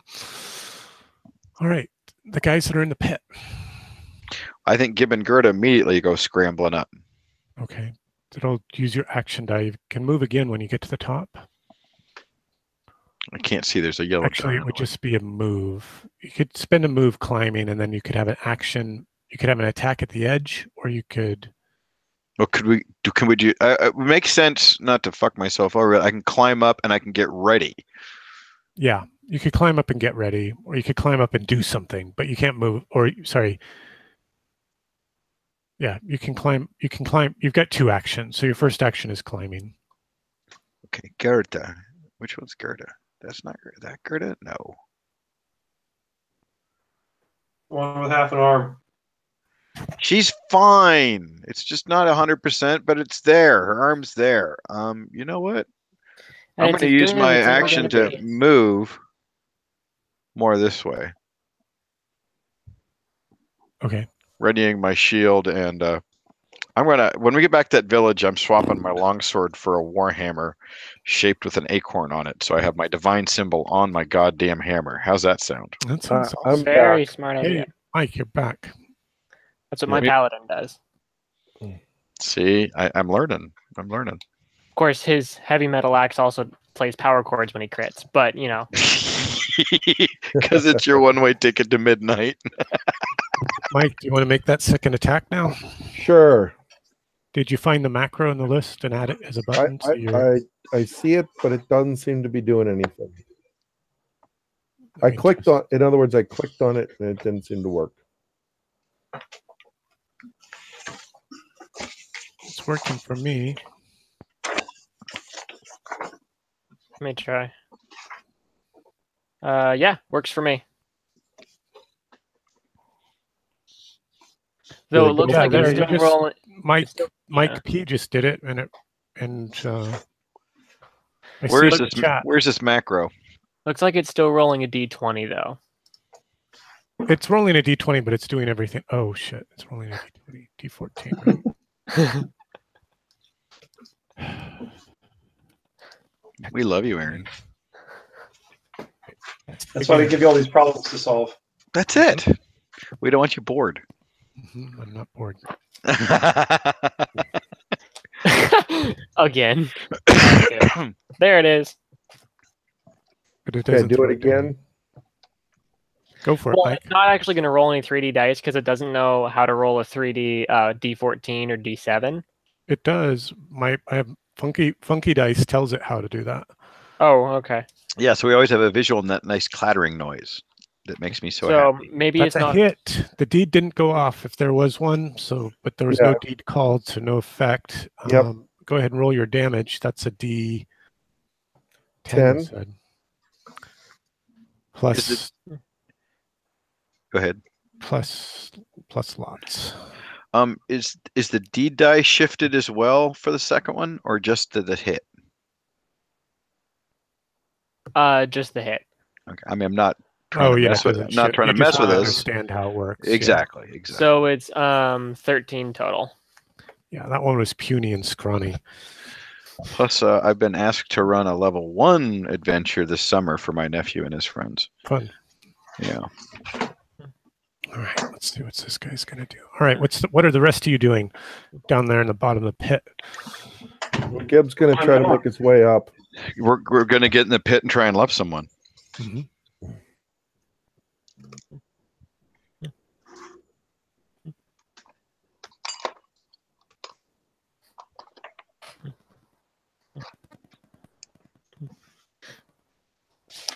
Is that thing to the north the thing that ran away? The one that, I think it went. That's the one that got oh, knocked back shit. into the darkness. right. Okay, that's what I thought. What about the lizard? It's back. I'll be right back, guys. Alrighty. It's not back. It just never went that far. Correct. So we're still in combat? Absolutely. There's still combatants there. Okay. That's everybody gone. Everybody's kind of clamored up onto the. Yeah. Do we get an action, or that's our action? That was. Yeah, you have an action when you climb up. Mm-hmm. Okay. Gib will cast flaming hands on the lizard. Actually, how far is that? Is that like 15? You can use the ruler. It's oh, that's get a right. precise measurement, but it's about 20 feet. It's 23.3 feet. Yeah, it's too far. Too far. So Gib's gonna actually retreat into. Oh, nope, wrong one. Come on, give me that. To right there.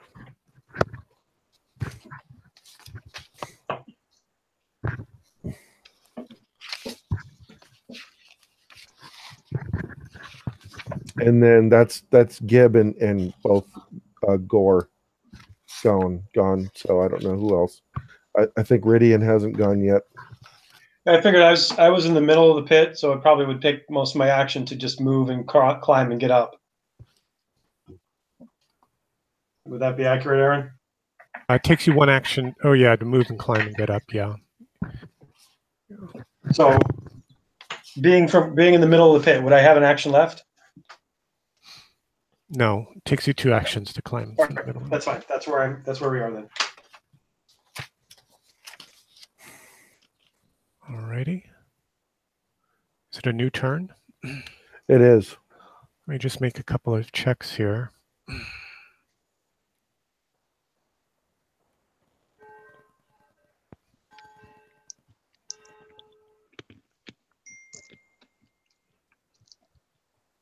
Mm-hmm.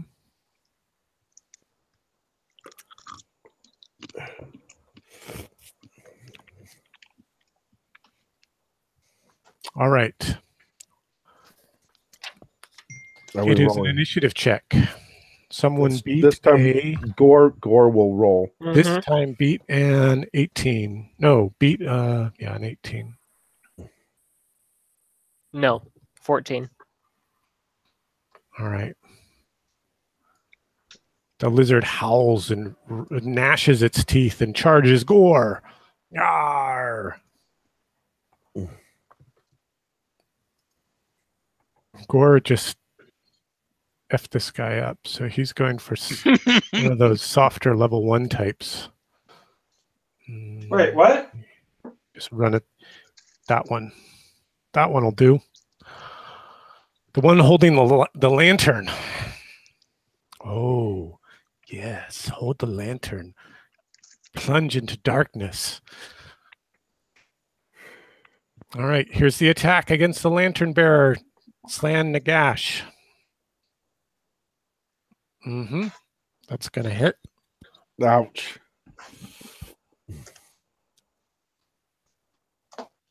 Ooh, for 8 points of damage. 8 points of iron damage.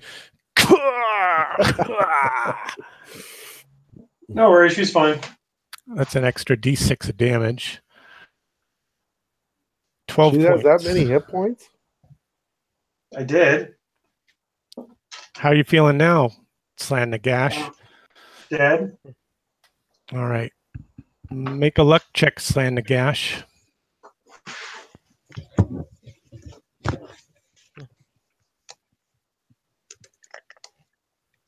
Is that extra D6 because it was iron? Yep. Yeah.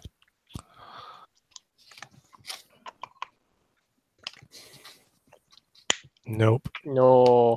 She pitches over into The roof. the pit, extinguishing the lantern, and you are plunged into darkness. Yo, good thing I was planning on casting a spell. Good thing.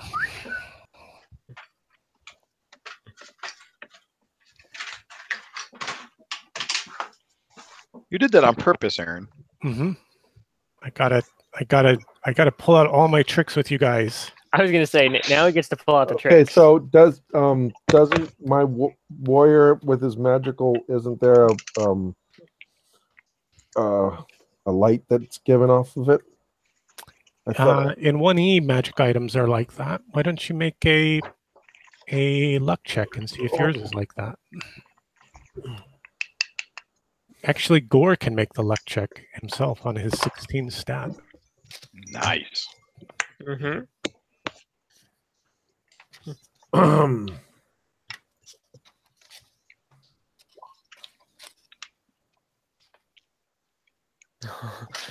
How'd you do?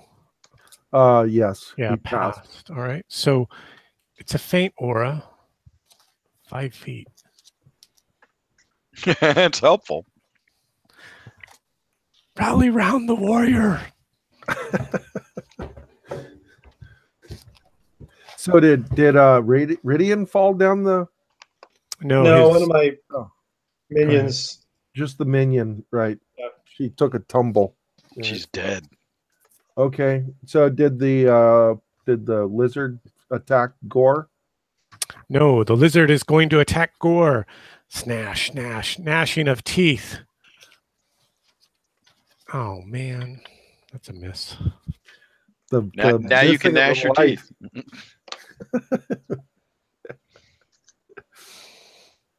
All right, I think it's your guys' turn. Yay! Okay, Gore's. How about if I cast light? Okay, go How for it. about if you cast light? Come Yeah, on. I we forgot need to this. call for spells, so I'll give it to you. By the way, I would just like to point out that at level 4, we are considered elder learned geniuses, and there's only one of us in every 5,000. That sounds right. Ooh, so close, Peter. Looks like it's Yeah. gone off. Do we need the spell, or do you have it handy? Well, it's darkness, but oh no, the spell is in our. Is that our handouts? My spell book. It's light. Yeah, I mean, I remember writing it up. So let me just Yes, I have it on in my drive. light at a 22. Yeah.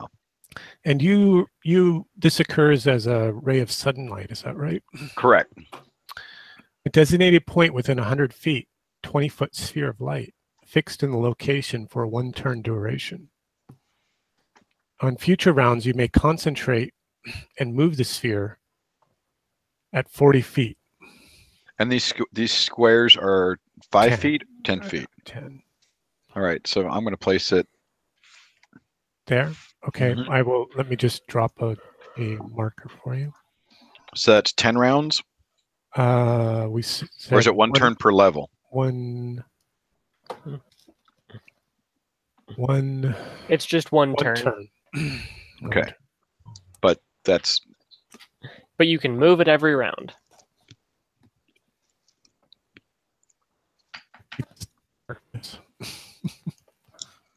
Gib has, on a side note, Gib has torches. Does anybody else have a torch?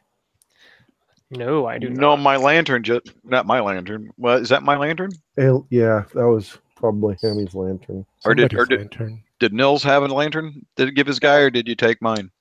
I did not have one. No, that's my lantern. I'll have to go back down and get it.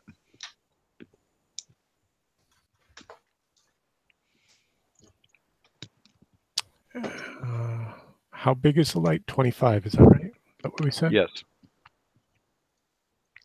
Correct.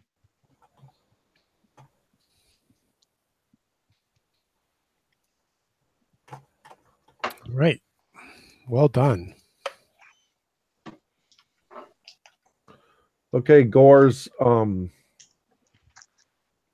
first attack is going to be to go to the right side of the lizard and chop its head off. Okay, just trying to hit its head, all right? Yeah. And let me get to that's the. And at the same time, no. So he's going to try to cleave down on the head at the same time, jump on its back. Okay, so he's chopping at the head while he leaps over onto its back. Yeah. I love it.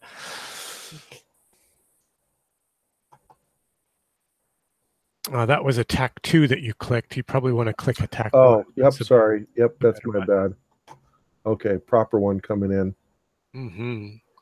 The deed goes off. So you kind of leap over its head and you're sort of straddling it. But you're looking at its tail. The blow strikes true and clean. Go ahead and roll actually your crit damage. on an 18. Oh, you cause a critical. Crunch. Go ahead and roll your crit. What's the crit die, Ethan? I believe it is a D30 on table 5. Well, could be wrong. Let me double check that. Why don't I pull up my crit table?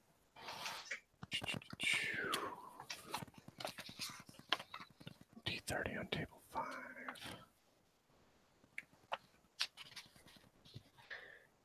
D24 on table 5. D24. Oh, you're robbed. Table 4. All right, so I see your D30 or D24. Which one are we doing? The D24. D24. All right. Modified by Table luck, 4. so 6.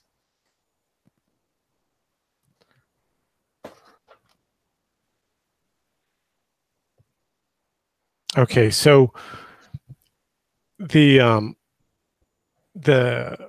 your axe blow, as you're like driving it down towards its head, it turns its jaws up at you as you're leaping over, trying to snap at you, and your axe hits it square in the chest, in its breastbone beneath its neck, and the sickening crunch.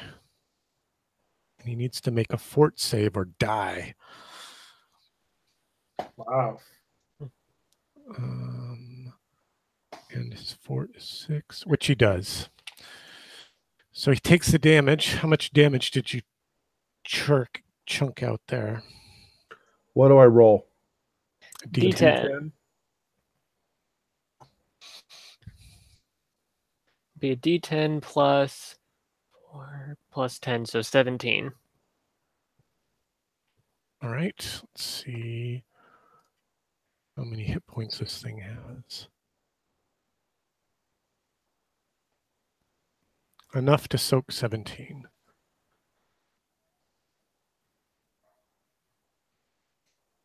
Okay, But now it's badly wounded. I mean, your axe just sunk into its vertebrae there, but it's still alive. So now, so then for a second attack, he's going to come down on the haunches, just straight down, like a wood chopping. Kind of almost as he's like completing his leap, right? It's like start the leap and chop, and then chop again. Okay. And coming down right between his two legs, right into the spine area. All righty. Go ahead and roll attack 2.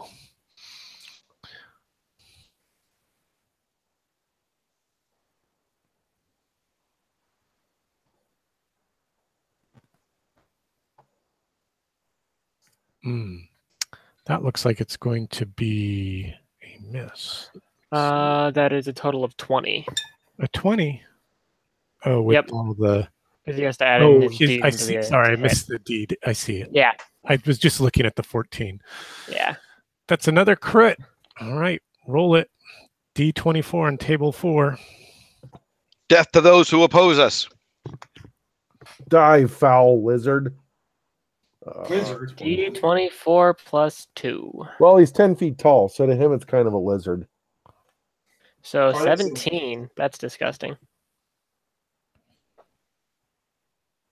Yeah, so you just take off one of its legs, and Gore's so enraged with this kind of blinding blood fury of these like swirling attacks that he takes another swing and chops off the other leg. And then the tail kind of twitches and detaches itself from it, and it's like sort of wriggling in the background. But you've killed it. wriggling and tickling and wiggling inside her. No, it's Anyone me. else? There's still one foe. Gibbs gonna light a torch. Rather than curse the darkness. That's a good idea. Horace will go over and swing at him. Gib likes lit torches because he puts his hand in them. Yeah, that too.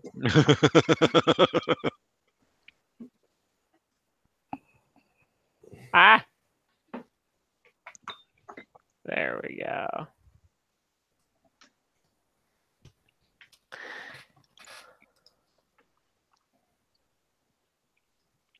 Horace, are you charging? Yep. Oh. That looks like a hit. Yay! How much damage do you do? And the deed goes off.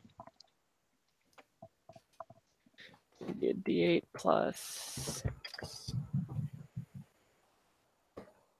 13.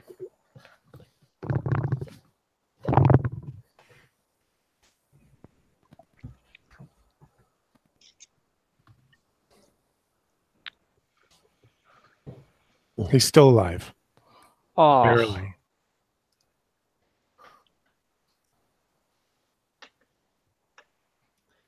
Anyone Unfortunately, else? Horace hasn't learned how to do this dual attack thing yet. He knows he's No. close.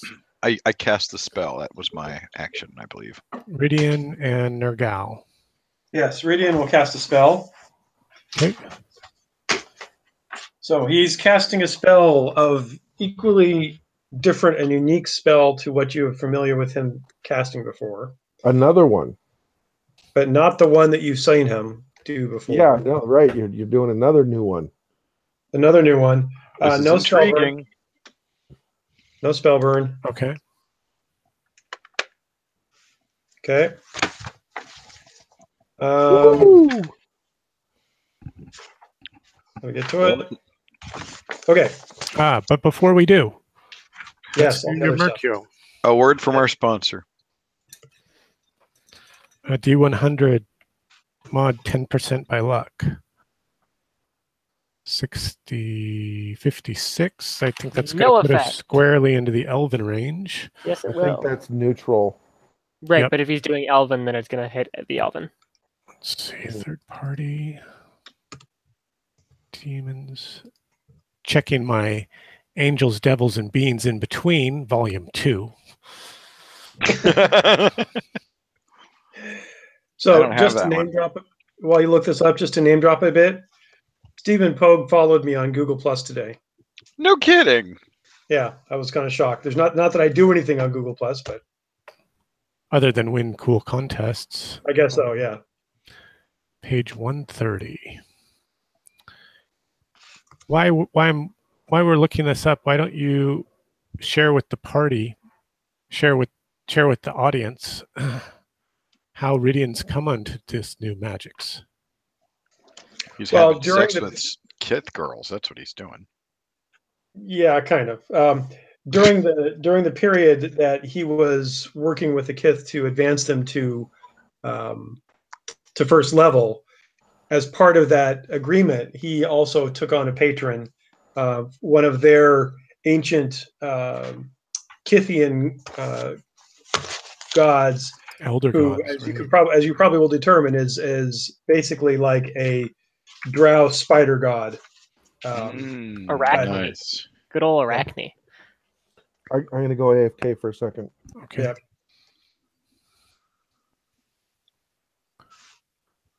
All right. I have it. Okay. 55, open air. The caster rolls a d24 for spell checks while outside.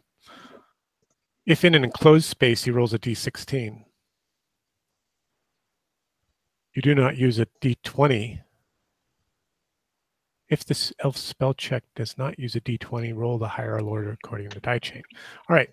So in this instance, it's more powerful outside than it is indoors. So roll it for me a d16. This is your spell check against casting this because you are underground.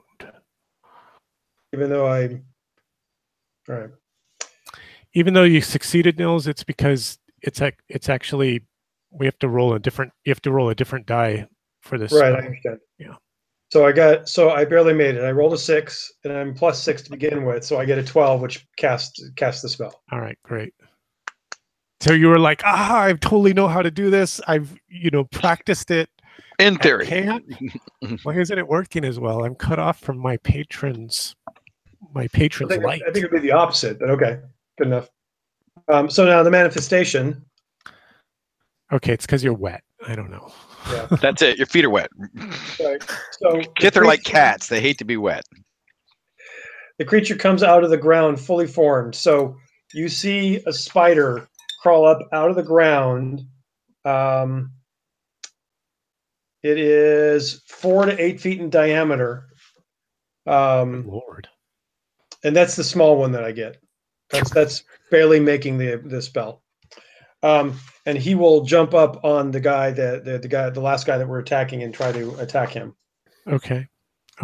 So how long does this creature remain in existence? Is it kind of like a one attack thing, or 1 hour? 1 hour. All right. Yeah. So we need a spider token. Yeah. We're like a walking freak show. Yeah. It hungers, thirsts, and rests as normal, obeys the caster's command within normal bounds. Suicidal commands or those contrary to its nature will have a 50% chance of releasing the creature. Due to the nature of the summoning, the caster cannot directly harm the creature. It has web attack, it has poison, it can climb, etc., etc. Oh, geez. I don't think it's quite that big. There you go. Okay, so well, when I don't have the grid turned on, it scales for the original drawing. This is +1. So 7. So I'm assuming he doesn't do anything. No, he climbs out of the earth, and this thing gets a look of horror on its face. We all do. And everybody. I'm pretty freaked, I'll be honest. Fucking Ridian. Okay. So that's it for. I'm sorry, what was that? Fucking Iridian. Horace looks at Gert and goes, "This is from your realm? What is this?" Wait, what are you talking about? I didn't summon the damn thing. Oh yeah, this is totally abhorrent to Ildevar. I love it. Why? Actually, I'm neutral. Yes, but it's totally abhorrent. These demon spiders crawling forth from the earth. It's not a demon. It's just a regular spider. It's one of Ildevar's creatures. Mm-hmm. It's going. Yep. It's absolutely abhorrent. Horace is like, if this is one of Ildevar's creatures, he is having none of it. Okay. One last thing. Nergal's going to cast a spell. Mm-hmm.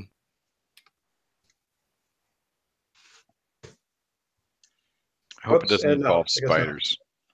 No spiders this time, but nothing happens. She's lost the spell. All right. I'm done for this turn. Just for the day, though, right? Yeah. Just trying out all your magic on the tail of the encounter to see what it does. I love it. I think it's smart, yeah. All right.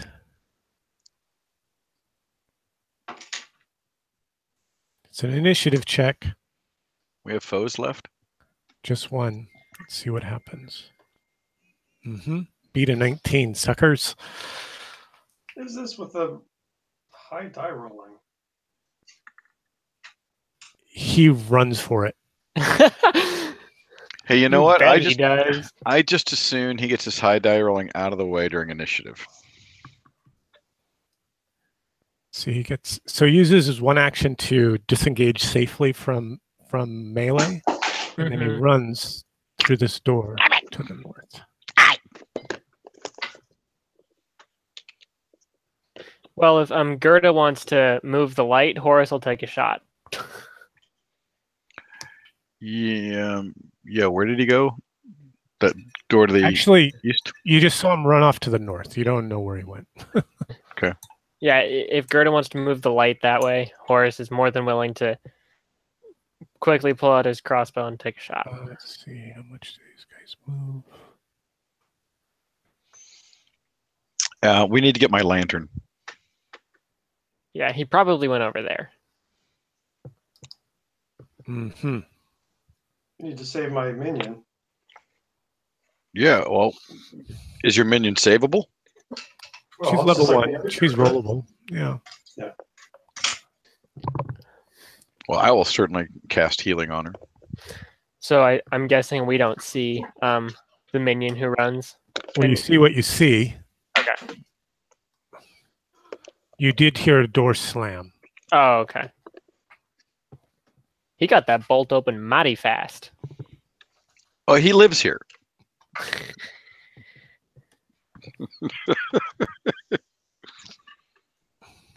I think the spider had something to do with the speed at which he moved. Are we okay? So we're out of. I'm suggesting that we're dropping out of combat. Yes. Okay. Yeah, I'm not seeing any other immediate foes aside from being freaked out about a spider. Gore collapses in size.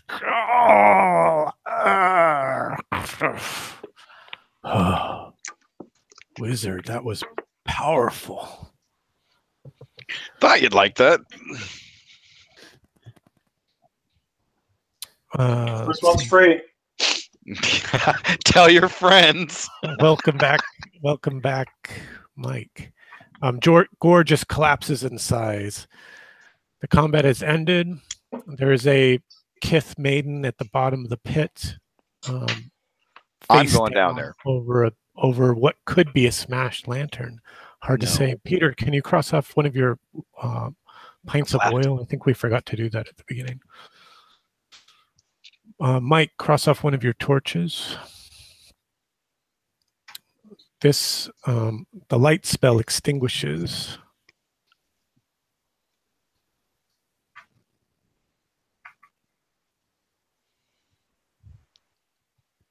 All right. What will you guys do? Well, I'm going down in the pit to try and help the Kith. Yeah, recover his lantern. Mm-hmm. Well, yeah, the lantern's not going anywhere. The Kith needs help. And what else? What is everybody else doing? Or are you just watching? watching? You can watch Gerda. You can watch Gerda climb into the pit too. That's fine. Why don't you make a luck check, Gerda? Let's see if, or actually, Ridian, make a luck check for Nagash. Nagal. Yeah, she has a better luck than I do. I don't know. Roll the body. Roll the body. So this is why I didn't want to bring them into the dungeon. It's the only way they get experience. I know, but we could have like done a sidekick adventure. Mm-hmm. They died there too. Make it first level. Yeah. Okay. Mine died on a second level adventure. All of mine. Nope. Your luck is 5. She's dead. Yeah, you like lift her up by the head, and you can, there's the neck kind of, or you sort of roll her over, and her neck kind of lolls off to the side. Big huge gash in the neck. Well, it was nice knowing you. Was this the warrior one? Elf maid whose name I can't remember. No, I'm Shah. I'll give a blessing over her body. All right. Make a luck check. Wait, hold on. Wait a second. Which one was it? I don't know which one. Oh, yeah, it was the warrior. Crap. Okay. I don't know which one it was. Okay. It was this one. Yeah, the one with the sword. Actually, I can tell you which one it was because I have the tokens associated with them. Right. Metals.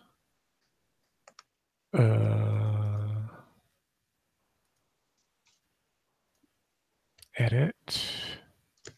It was Slaanesh. Yeah. Slaanesh. Okay, so Slaanesh. Yeah, Slaanesh. Then that luck check would make it. Oh. He lifts the body and suddenly she's alive. She spits water from her lungs as Gerda crouches over her. Well, you did die, so you do need to make a acute iron check. What's that roll? I will tell you. It's cute. It's so cute. Of elves and iron. There's the one thing I didn't print out tonight. I don't need this. I'm sure it's not important. What's his Die? Why would I puberty? die? That's not going to be important. He can't die. She's a kith, right? Yeah, it's an acute iron exposure resulting from injury, usually by getting various pieces of brutal cutlery shoved into one's body. Bottom. Well, That would do it too. yeah. Technically, yeah. We don't have to be that specific. A sudden and massive increase in the level of iron exposure. So it is a reduced to 0. Roll on the following table. Yeah, so it's just acute, and it is a D12 modified by your stamina. Oh, good. I'm glad she made it. Oops, shoot. Sorry. Okay, I guess that's really I'm kind of glad she made it too. Well, I like these last carryovers from a dead race, and Nope, the fact that they joined the party. I don't know. It's a fun narrative. What'd you get? 11. Oh man. Not even funny. 8+ acute. Iron burn. Lose a D3 points of stamina. Any points in addition to the permanent 1 point lost by the rolling of the body. Ouch. Okay. Any points in addition. Lose a D3 points of stamina. Any points in addition to its permanent 1 point loss are temporary. Oh, so these are temporary and recovered Through rest. Through rest and recovery. Right. But the one from the rolling the body, that's permanent. Roll a D3. Let's see what random stat you lose. I thought you said it was stamina. Well, no, you do lose the stamina, but you also take a random I see. stat loss for being killed. Okay. That's agility. Cops got better D3? things that didn't get killed. Yeah, that's the agility. It was the hard fall into the 30-foot deep pit. At least there was a little bit of water there at the bottom to kind of cushion yourself. Okay. And then what's my hit points at now? I'm at just a 1? 1 hit point. A And 4. you're like neg 4. Yeah, he's neg 4 on all and everything. Until you rest, is that right, Ethan? Or for an hour? I think it's an hour. I can at least rested. I can at least heal the hit point part of it, can't I? You can heal the hit points, yeah. Okay. Yeah, somebody check core for the... Yeah, I'm looking up the time. Didn't think stamina burn was in core. Stamina burn's not. This is how long your penalty for being dead reduced to 0, right? You're dazed and confused. You're not dead. Dead. Right, okay. You're mostly dead. Mostly dead.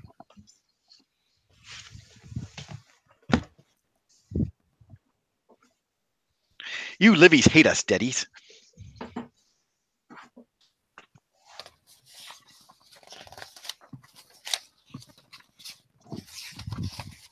So you're going to heal here? Yes. Maybe.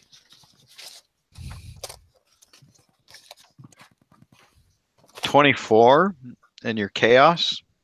Well, I can only get 1 because I'm only first level, but that's a start. That's too bad. We'll save those other 3 die you would have had for later. Okay. No, Aaron, you said something about a luck roll for the lantern. I think. Yeah, for the lantern. Let's see if it was smashed.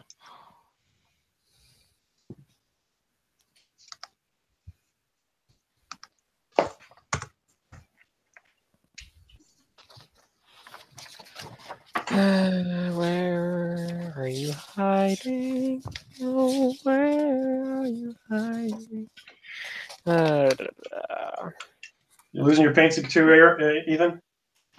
What? You losing your paints too? No. He's looking up a rule. Oh, Oh, it's up in the front. I do know that.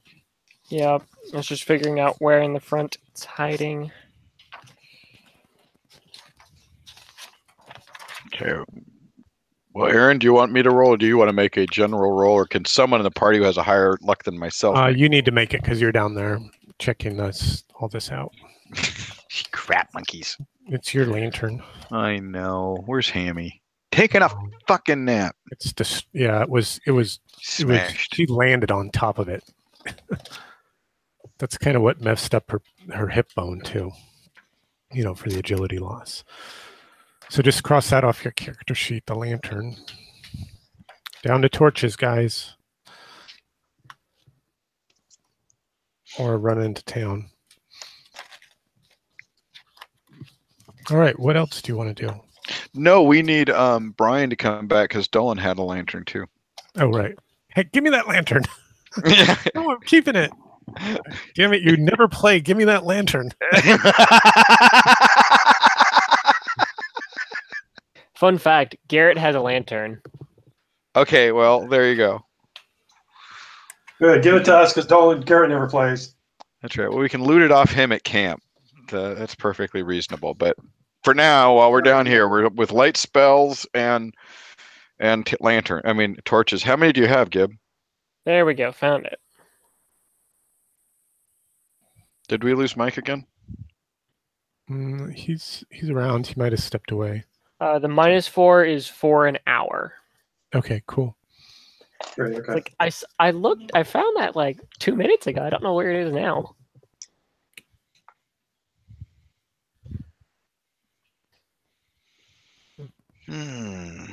All right, what else are you guys doing?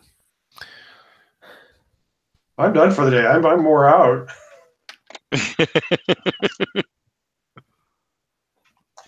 I assume we want to pursue. I would assume we would want to go in the direction that the last guy ran away, so that we don't. Can you hear me? Yes, now we can hear you. Okay. Here I've How many talking torches? the whole time. You were on mute. Having a conversation by yourself? That sucks. Yes. I'm sorry. I have one more torch outside of the one that's lit. So I've an unlit torch. So we don't really want to go much further than the next torch will get us back. Basically, we kind of just need to head back and go grab a lantern. I'm afraid that makes the most sense. As much as I hate to say it. How long does a torch last? An hour. Yeah. Oh, well, that we still got time to I mean, well, we've only remember, it took us 40 minutes to get to the stairs. Well, that's because oh, okay.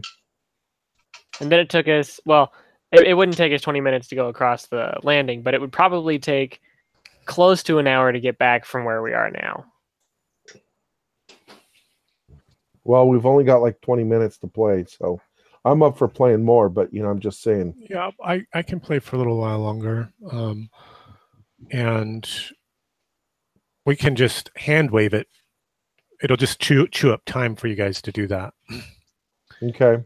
Okay, I just don't want to get one of those points where we're heading towards the stairs and Aaron goes, "Oh, by the way, does anybody else have torches? Because now you guys are in the dark." Yeah. Right. Okay, so that was get to the. All right, that. Your followers recovered. Your Slaanesh followers recovered, Nils. Okay. I just need to make a couple of wandering monster checks. Looks like 1, 2, 3 wandering monster checks to get you guys back to where you are. And my spider's going too. And your spider's gone too. Thank goodness. That thing gives me the heebie-jeebies. Just wait until I'm outside. There'll be a fucking mountain. Hey, listen, we're going to have to fight something in the future, because the next thing we're doing is a level 5.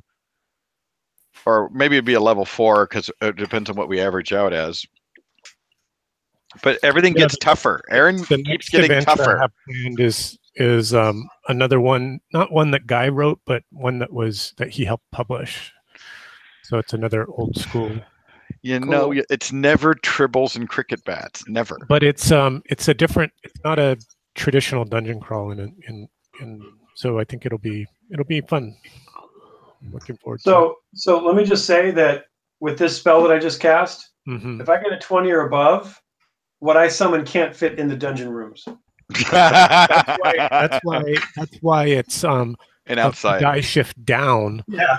Yeah. Not inside voice, outside voice. It's inside spell and outside spell. Okay, who is going to carry the lantern now? The torch? No, the lantern, because we went and grabbed my lantern. Oh, okay. Yeah, you That's ran. called the Wandering Monster. Yeah, you went out of the dungeon, picked up the lantern from Garrett, back into the dungeon. Somebody crossed off a. I was fuzzy. Somebody cross off an oil. An oil. I will cross off oil because I have a truly absurd amount of oil. Good. Between my two characters. I have to buy a new lantern when we get to the village. Well, we could have Slaw and the Shaw carry it again, but we saw how well that went last time. I'm happy to carry it. Though I'll set it down if I get into a fight because I like to use my shield. Mm-hmm. Yeah. Ridian walked up to Shaw and says, "This is why we don't give you nice things." So Gerda is going to carry the lantern, is that right? Yeah, unless we get one of the Kith to do it. Well, she's... Gib will carry it. Oh, All yeah, right. yeah, we should have Gib carry it. It's a good point. Yeah, let Gib carry it. Oh, fuck, yeah, what are we thinking? He should always carry it. And we should. And by the way, in future, everybody should have a torch at least, just for emergencies. So Yes. if I put the torch out, it's basically it's gone, right? I only You got had one to use the torch. torch to find Get your out. way out of the dungeon, to have a light Okay, to get fair out of enough. the dungeon. Good. But we're going to be prepping more during our camping time. I tell you Let's that now. proceed. All right, so we are back to an exploratory phase. I'm just going to move these party tokens off the map for the time being. Because I say we head east. I like your thinking. Go ahead and drive it, guys. Let me figure out where. Hold on, just before you get too much further, I need to make a couple of quick updates to my map. Yeah, disarm the traps because we're friendly.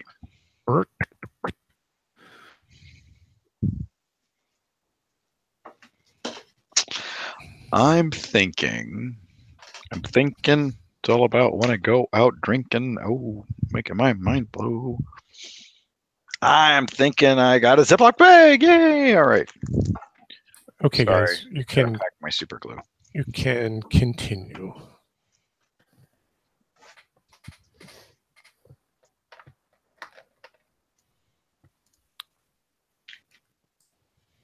Let me know if I will. So far, it's just corridor passages. Right, but we're kind of hugging the corner. Do you see where I place us? Yeah, I see it. And your lantern light's casting into a chamber that is opening to your north. I just do that in case somebody's ready to shoot at us. Hmm. It was like when we were running from the dragon. We were trying to clip the corners so we had a better chance of not getting fried. Right. Which worked so well. Hey, we're here. With no moths to ride, I'm really sorry. I feel bad for Gib on that one. I really do.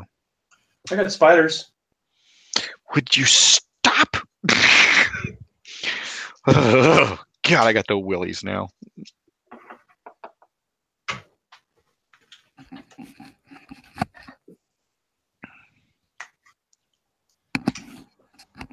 Oops. This guy's not here. Sorry. Sir, not appearing in this picture. Not in this film. Get out of my film.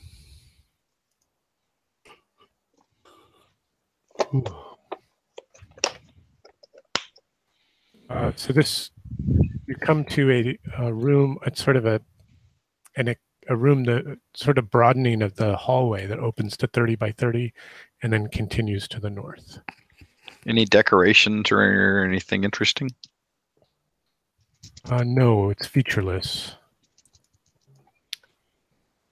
Shall we search the walls? I think it's a good idea.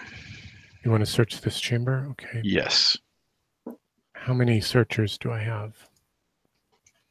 You have Horace. Wait, both the Kith. Yeah, because they get, if they're like elves, they get a better chance. They have like Oh, they are like elves. That's something I left out of the article, but I'll just make that ruling now. So they get a 4 and 6 chance, I think, of finding something if it's there. Okay. Whatever it is, at least one person stays on watch. We learn, but we learn slowly, but we do learn.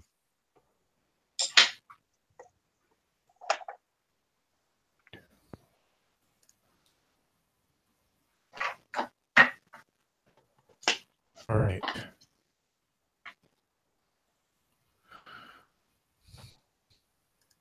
How many searchers? 2 Kith and anybody else? Horace will also search. And Ridin will search. Okay. Just getting there, guys. Sorry. It's okay. Why don't I have Bob watch the hall?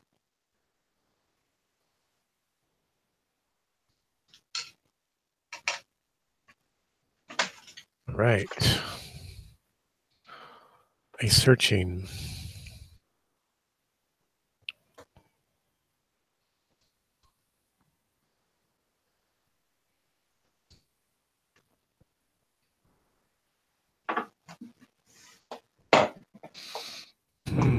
No, you don't find anything.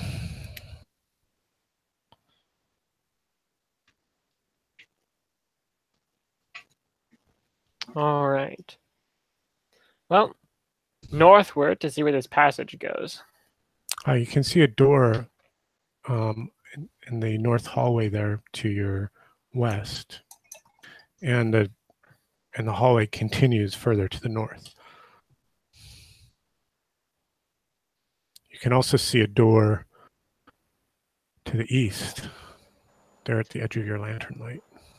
I think we should keep moving north to fully discover the passage and then begin going through doors. Sure. Would be Sounds my good.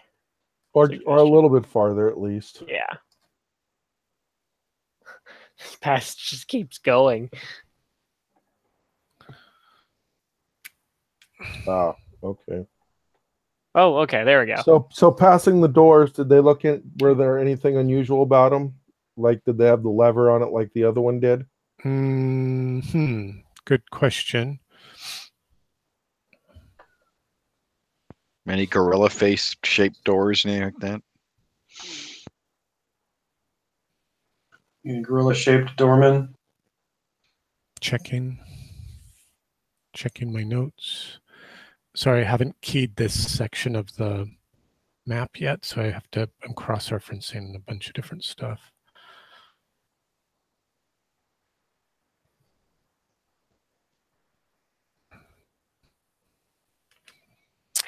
No, these doors are common for what you've seen here in this dark and dangerous place.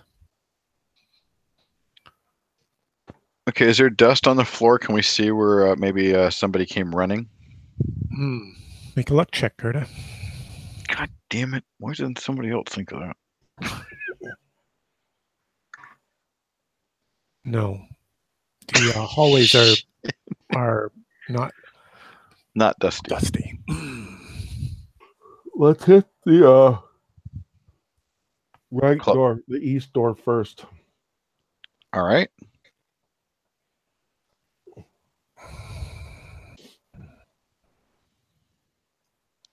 I like pointing at things. Oh. Do you guys see that, or is it just me? I see him. Something. Okay, nobody's surprised. Making an initiative check. This will be yeah, Gore. plus Score. 5.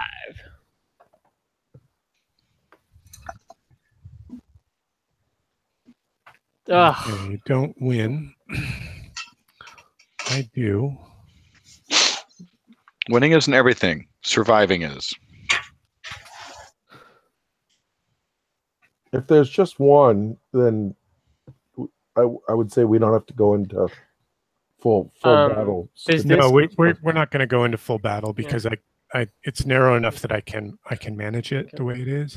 I just need to get a reaction roll here for the monsters. Does this guy look wounded, or is it a different guy? It's not the same guy. Okay. I mean, they all look alike, right? The same. But I mean, one of them had a sword driven through his chest. So. Oh, that is so adventurous of you. Oh. Did anybody search the bodies when we left them? Nope. No, actually, we didn't. Oh, we didn't. I feel foolish. We forgot adventuring rule number 1. Well, Actually, number 2. Yeah, number 1 is don't stick your arm in holes. Please, that's at least like number 3. I'd say that's like 3 or 4. It's definitely not number 1. But it is now. So you guys hear a great clamoring. Oh goodness. Behind you, or off to the east, and someone calls out in common, "Good, you can. No, we drink here. Go." Oh my God, another underground group. Do these look like the same things as the eyeless people, whatever? Yeah, they are the eyeless peoples. But they're telling us to go.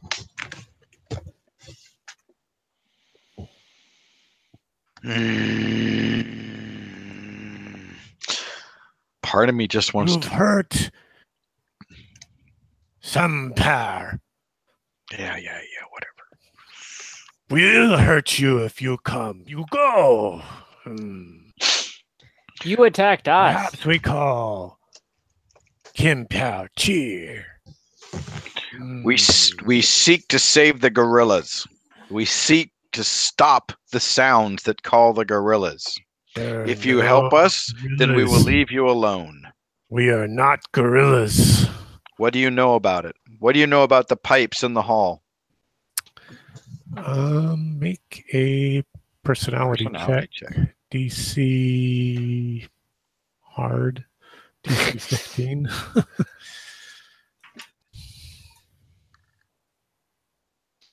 Oh, it's pretty good. You betcha. The pipes are always they're always silent, those pipes. Once we heard them, but no more. There are no gorillas here. Go, or we will hurt you. Who blows the if pipes? You come to our drinking place. Who blows the pipes? Where does the sound come from? The pipes are magic. Not for long. Who are you? We are the clan Kier Pit Chop. I see, clan Pier Top. Like Klingon? Apparently. Well, they're blind, so they have to be very spitty. Well, guys, do we want to keep moving? Yeah, there's no point in instigating a large fight for now. Where is your realm? What is the boundary of your realm?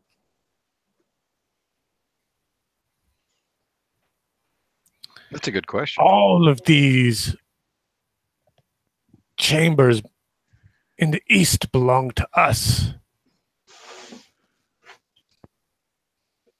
Who owns the chambers to the west? That is the domain of the wizard. The wizard who That fool sleeps? wizard, he brought us here and made promises that he cannot keep. So everything this side of the watery pit The watery pit is our moat. It protects our clan. It marks your boundary, is what I'm asking. Boundaries. We have no boundaries, but we must stay here till the wizard frees us. Then we shall. How will the wreak wizard free? havoc. How could the wizard freeze you? How can we defeat the wizard? The wizard is all powerful. He is immortal. I find that hard to believe. Yeah. Is there no fortune of knowing any weaknesses with the wizard? Or any trick that'll help us free them? Well, they just said that if we free them, they're going to wreak havoc on the world. No, Did on they the just say wizard. that? On the wizard. Not on the wizard.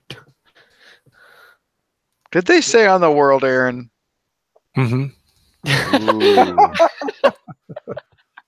We have to waste these fuckers. God damn it. Do we have to clean house? I didn't hear that. Did they really say that? Mm-hmm. Yes. Yeah. Okay. So we don't want to waste the wizard without wasting these guys first. Oh, wait. What's in the world right now? A bunch of fucking gorillas. Hey, this could be all right. Bunch of blind that's albinos fighting the gorillas. There you go. Oh, screw it. You know what? I say we just leave these guys and go deal with the wizard. Or at Right, least go but- to the room Or at least that we haven't explore checked out, past the right? wizard, because there's still more past the wizard we haven't explored. Exactly. I don't want to wake him up. There's no reason. Yeah, to fight there's a the wizard. room and there's a double portcullis. So one of it's open. I have a feeling we would get trapped in it. But yeah, there's another door we haven't explored. There's two doors we haven't explored. So we don't want to explore to the north or to the west because it's considered these guys' territory, is what you're saying? That's what Is that it sounds like. Is that what they're telling us, Aaron? What they've told you is that their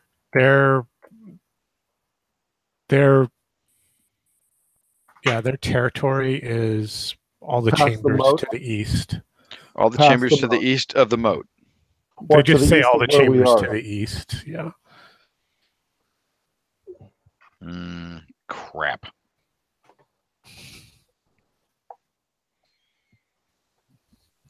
God, I just don't want to commit genocide. I just don't want to have to wipe all these guys out and get half of us killed in the process. Well, we've got other options. What was Let's just go back. Gib asks him what the promise that they were made by the wizard. Good question. Oh, good, excellent question. Mm-hmm.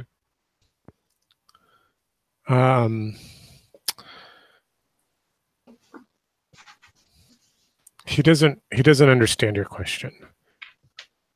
He says he What doesn't promise did understand. You said the wizard made promises he cannot keep. What were those promises? That's right. The wizard, he lies. That wizard. And he just goes on a, ranting rail against the wizard. Oh, great. Why don't you ask him if they know why the wizard brought them here? Why did the wizard bring you to this place? Because we are great and powerful warriors. Our swords are many. Oh, great. They're all sociopaths, and there's like 5 of them. It's like a fucking fraternity. Ross up! Love you, bro.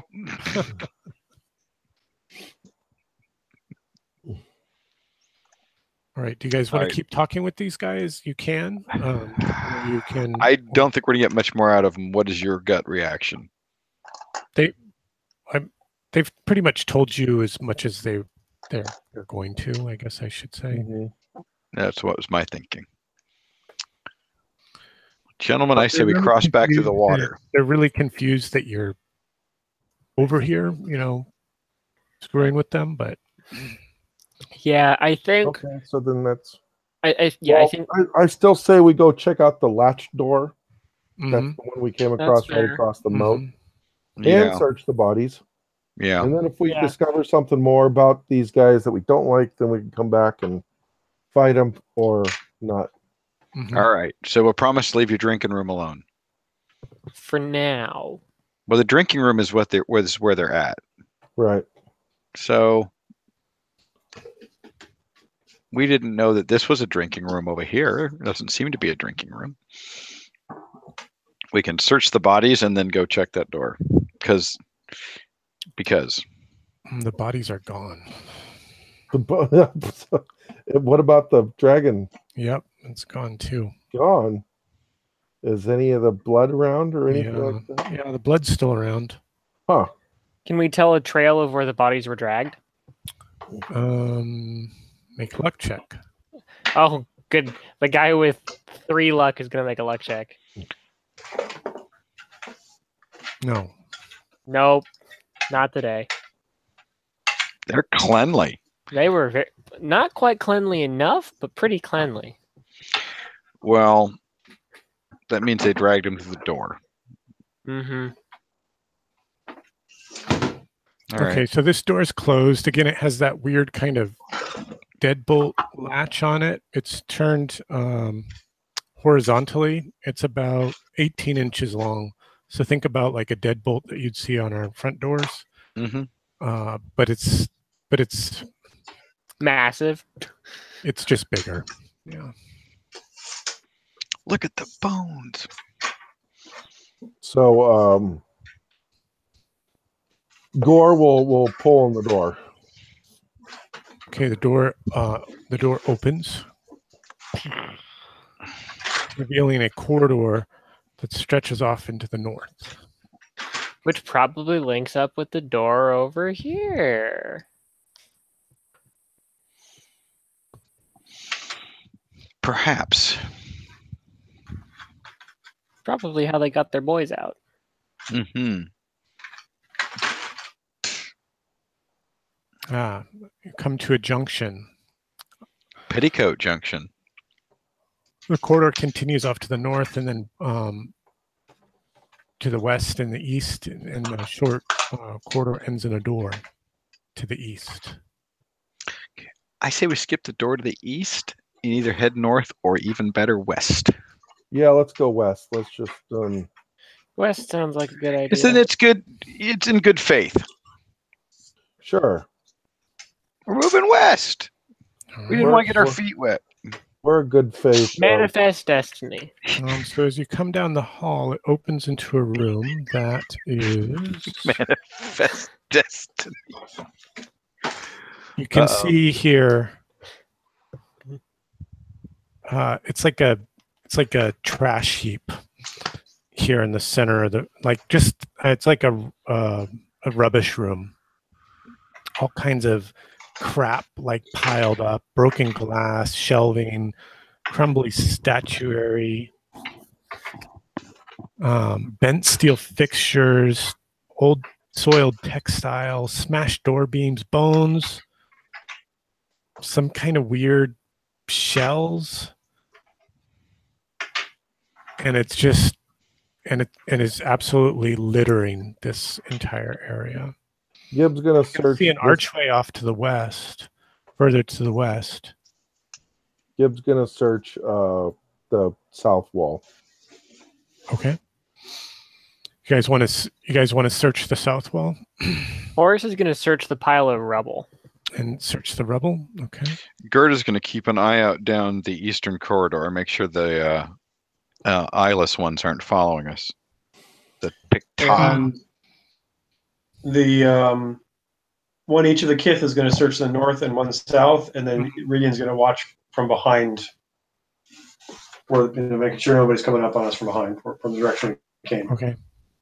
Yeah, you don't find anything searching.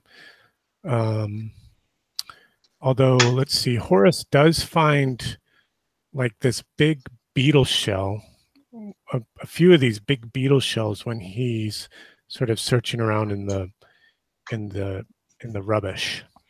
Ooh, could the kith make armor or helmets out of them? Interesting. How big are they?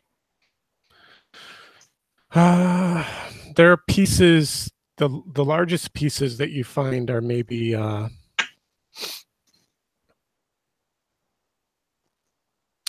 12 inches across, and they're kind of concaved Kind of beetle like bowls. paste shells.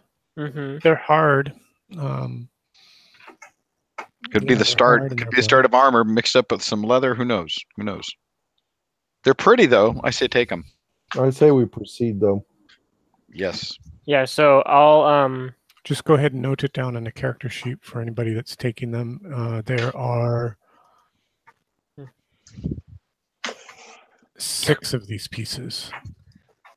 I suggest our KISS ladies each take like 3. Yep. That way we have as much material as we can to work with.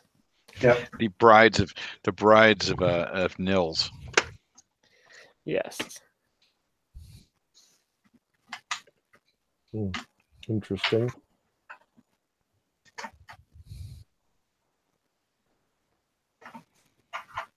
Gibbs gonna search this wall. Which you guys are going to search this area where you are? Gibbs searches. Oh, nothing. What about the Kith? Sure, the Kith search. Kith search, one search north, one search south. Okay. They find nothing. Oh, this is taking a lot of time. Interesting. And then as you guys turn to leave,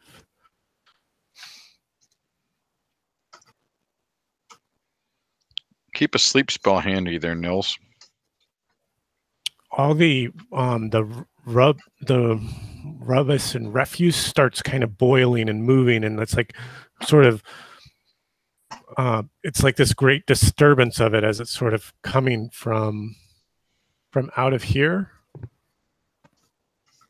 like towards you guys. What do you do? You're at the edge of the chamber now. Okay, Out so of where? what's moving stuff? Yeah, you can't see. It's like this kind of, it's like something's like moving underneath all this rubbish and refuse. There is what you said in the Yeah, center? it sort of came from, it sort of started back here, kind of slowly, off to the west from within the arch. And then, But you know, was the ground like felt like solid rock and whatnot? yeah, it was solid stone floor, but there's just heaps and all this crap. I suggest we move quickly to the east. Mm-hmm. So are the walls suddenly crushing in on us? No. Shut down all the track compactors. Shut them all down, R2. Shut them all down. We are such uber nerds. So what's going on now that we're sitting here and with the refuse? You can hear like lots of. I didn't run the full way because I figured you wanted to. Like things getting pushed over and knocked over and moved around in the room, but you can't see anything. You want to head off here to the north? Do we want to head north with that possibility of something coming in from behind us like that? Well, I wanted to stop and listen. All right. So eventually that sound sort of quiets down and sort of, you know. Was there any bones or anything in the piles? There were some bones, yeah. Interesting.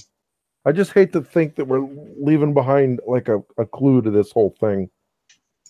Might be something in there we need to deal with. Yeah, that's a good point. And it's definitely not these blind guys. Mm-hmm. But if it's big enough to like have a lair in that extra room and where would out, it come? Yeah, go ahead. As you say, and cause all that trash to move, it's going to be pretty big. And when we were when like Horace was searching it, he didn't find anything in the pile. Well, outside of the beetle stuff, so it's the beetles. It's either the beetles coming up in there looking for something to eat, but how we didn't see how they're coming in and coming out. Or the bones coagulating into undead? You don't see any movement, shining your lantern to the end of the eastern hall there that opens up into the chamber. You guys can tell me what you want to do. And Keth is going to examine the stuff the shells that we took, and are they just shells, or is it like the stuff we took definitely dead or desiccated or whatever? Yeah, no, it's dead. It looks like something that you might have found out on the prairie or the plains, when something just shriveled up and died, and then this was the remnants that was left behind of this kind of beetle. Okay. Let's just proceed towards the north, I say. If we decide to come back, I got a banish spell ready. Okay, you want to break off to the north here? I Yeah. need to skim my notes.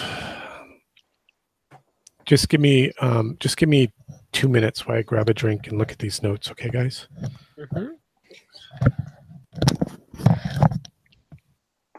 I want to look at his notes.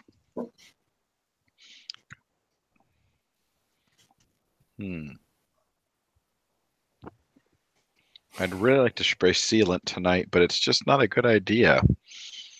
Better in the daylight. Not only that, but it's also probably too humid at this point. It doesn't get very humid here, but it does get some, so it's a really good point. So, crap, I do have to stop by here on the way. Oh well. You have to what? I was hoping to drive straight from school to pick up Ryan and get to the con. If there's going to be any hope of getting into John's game. So I think I'm going to skip John's pirate game, obviously. But we'll make him run it again just for us. But I'm going to have to stop here to do some stuff for Pat anyway. So I'm going to have to spray these tomorrow when I get back from work, because it'll definitely be too humid in the morning. Well, I know you probably don't have much of a break, but what I used to do when I worked at Intel was I would go out to some far corner of the parking lot and take the figures and the spray with me, and they could go out there during lunch. Oh, not a bad idea. But tomorrow's anime club, so I'll have kids in my room during both lunches, and I'll be writing my subplanes. But that's an excellent idea.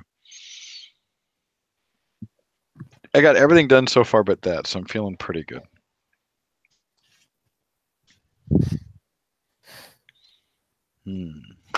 God, he needs one of these huge boxes too. Son of a bitch. Guess I won't be bringing him.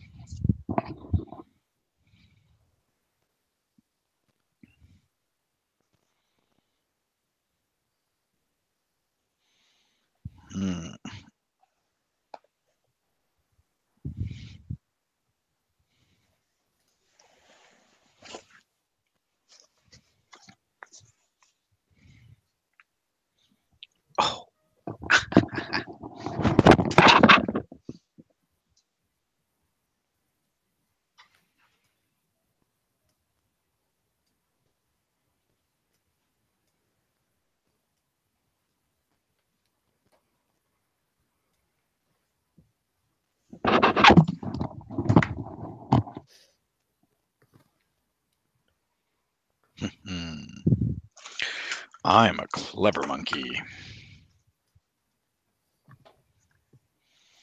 Maybe not clever enough. Let's see.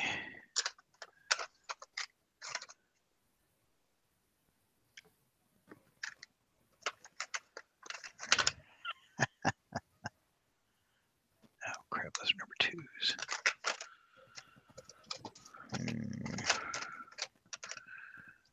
Did I out clever myself? I hate when I do that.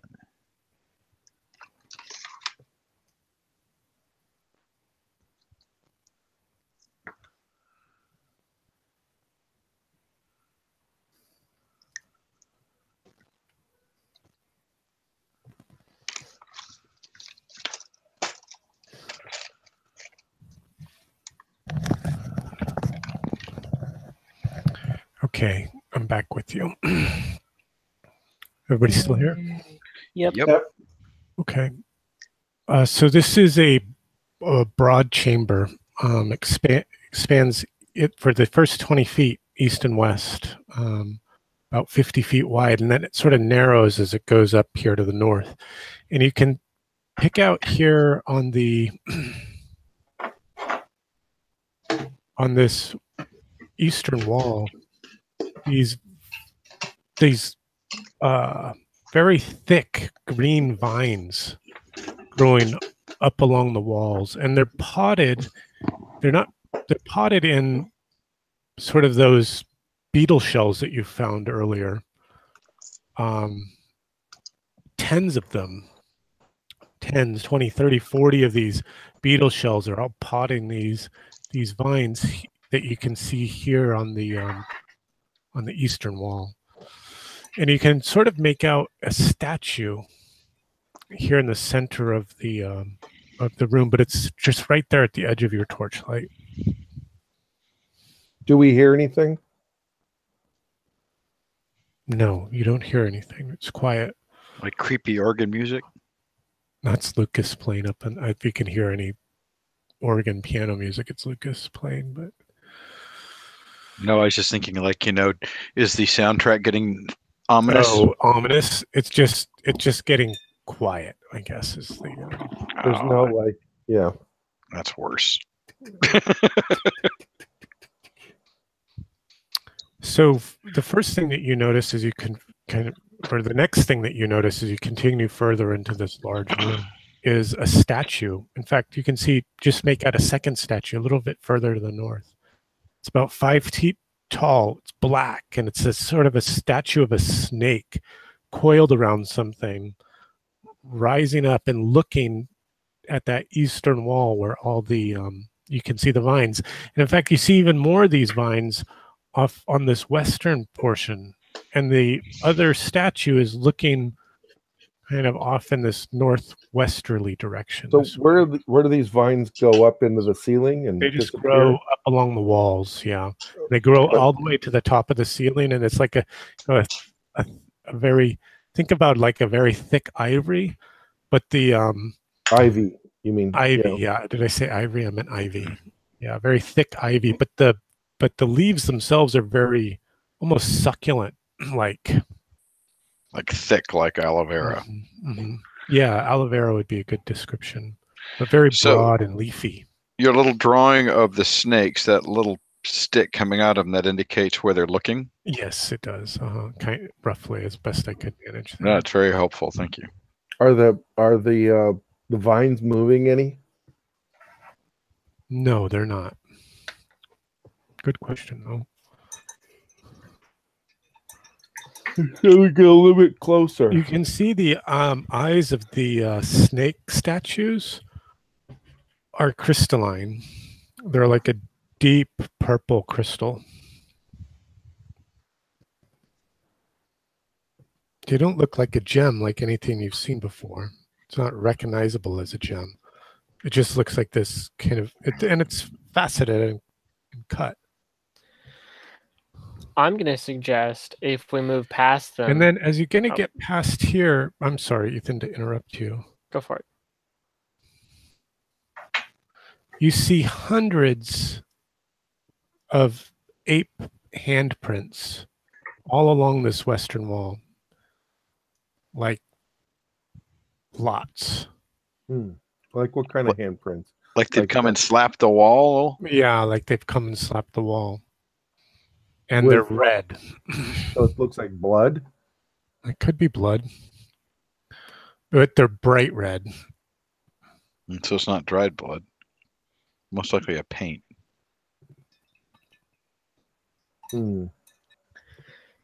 So I was going to suggest that if we want to move past these creepy snake statues, we do a little bit of an S path, avoiding the gaze of any of the snake statues. I had the same thought, and it appears the gaze is towards vegetation. Do the vines look like they have any thorns in them? They don't look thorny. They look succulent.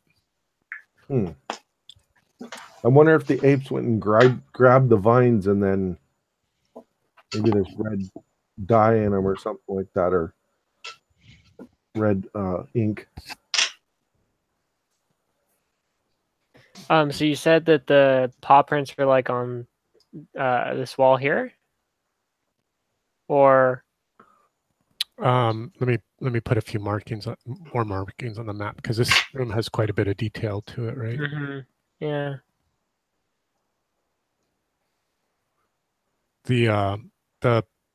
You can see the paw prints the ape handprints are on this western wall. Okay. Horace will go over to one of the prints and like try and match his hand into the print. It's easily twice as big as your own meaty ham fist. But does it look like paint or like dye or blood? Is it dried? It's not. I guess it wouldn't be blood, because blood would be kind of a reddish brown color. This is like really bright red. Huh. Is it wet to the touch? Is it dry? It's not wet. It is dry. Okay. Gibb's gonna slowly approach the vines and look at them without touching them. Which west or east? Interesting. Because you can see vines there off to the west as well. To the east. Okay. So he's gonna go. So you get closer to the vines, and you can see that there are these great stalks sort of growing out of these the beetle shells, very similar to the ones that the Kithmaids are carrying with them. And there are many of these. Each of these stalks is planted in one of these beetle shells of soil, and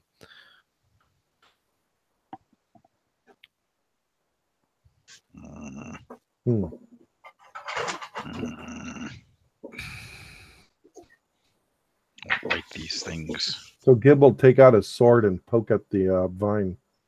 Okay. Are you just like on guard, like poking at it, or no, like inspecting it, like just pushing it, like kind of moving it, or like kind of seeing what kind of like what kind of resistance it offers? Is it heavy? Sure. Does it wrap around the sword and grab his arm? Yeah, and suck him into the vine. Right, exactly. Not our first rodeo. Feed me. It's heavy. It doesn't, and it in certain points on the wall, the stalk's kind of affixed to the wall. Okay. And that's sort of what allows it to climb and to grow. The leaves are about 8 inches, and they're kind of like a broad leaf shape, and they're very thick and succulent. And as you're moving you move one of these leaves, and you can see a marking on the wall, but only a portion of a marking. Okay. So Gib will then cut off one of the leaves to expose the wall a little bit more. Ridian still probably has that 10-foot pole, so he'll try to use it to kind of get behind the vines and kind of pull them away, so he could try to see what the markings are. Or that. And when Gib cuts off the the leaf, is there any like red dye that comes out of it or anything like that? Yeah, it is. It's very red. Ah, So we need to put that on our hand and put a handprint on the wall. there's something. Yeah. So the apes went and grabbed the vines as they would in nature, you know, and then they went and slapped the. But does Gibbs see anything, you know, behind the vines yet?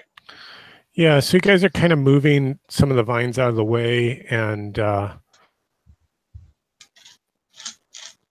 you can see some runic carvings on the walls.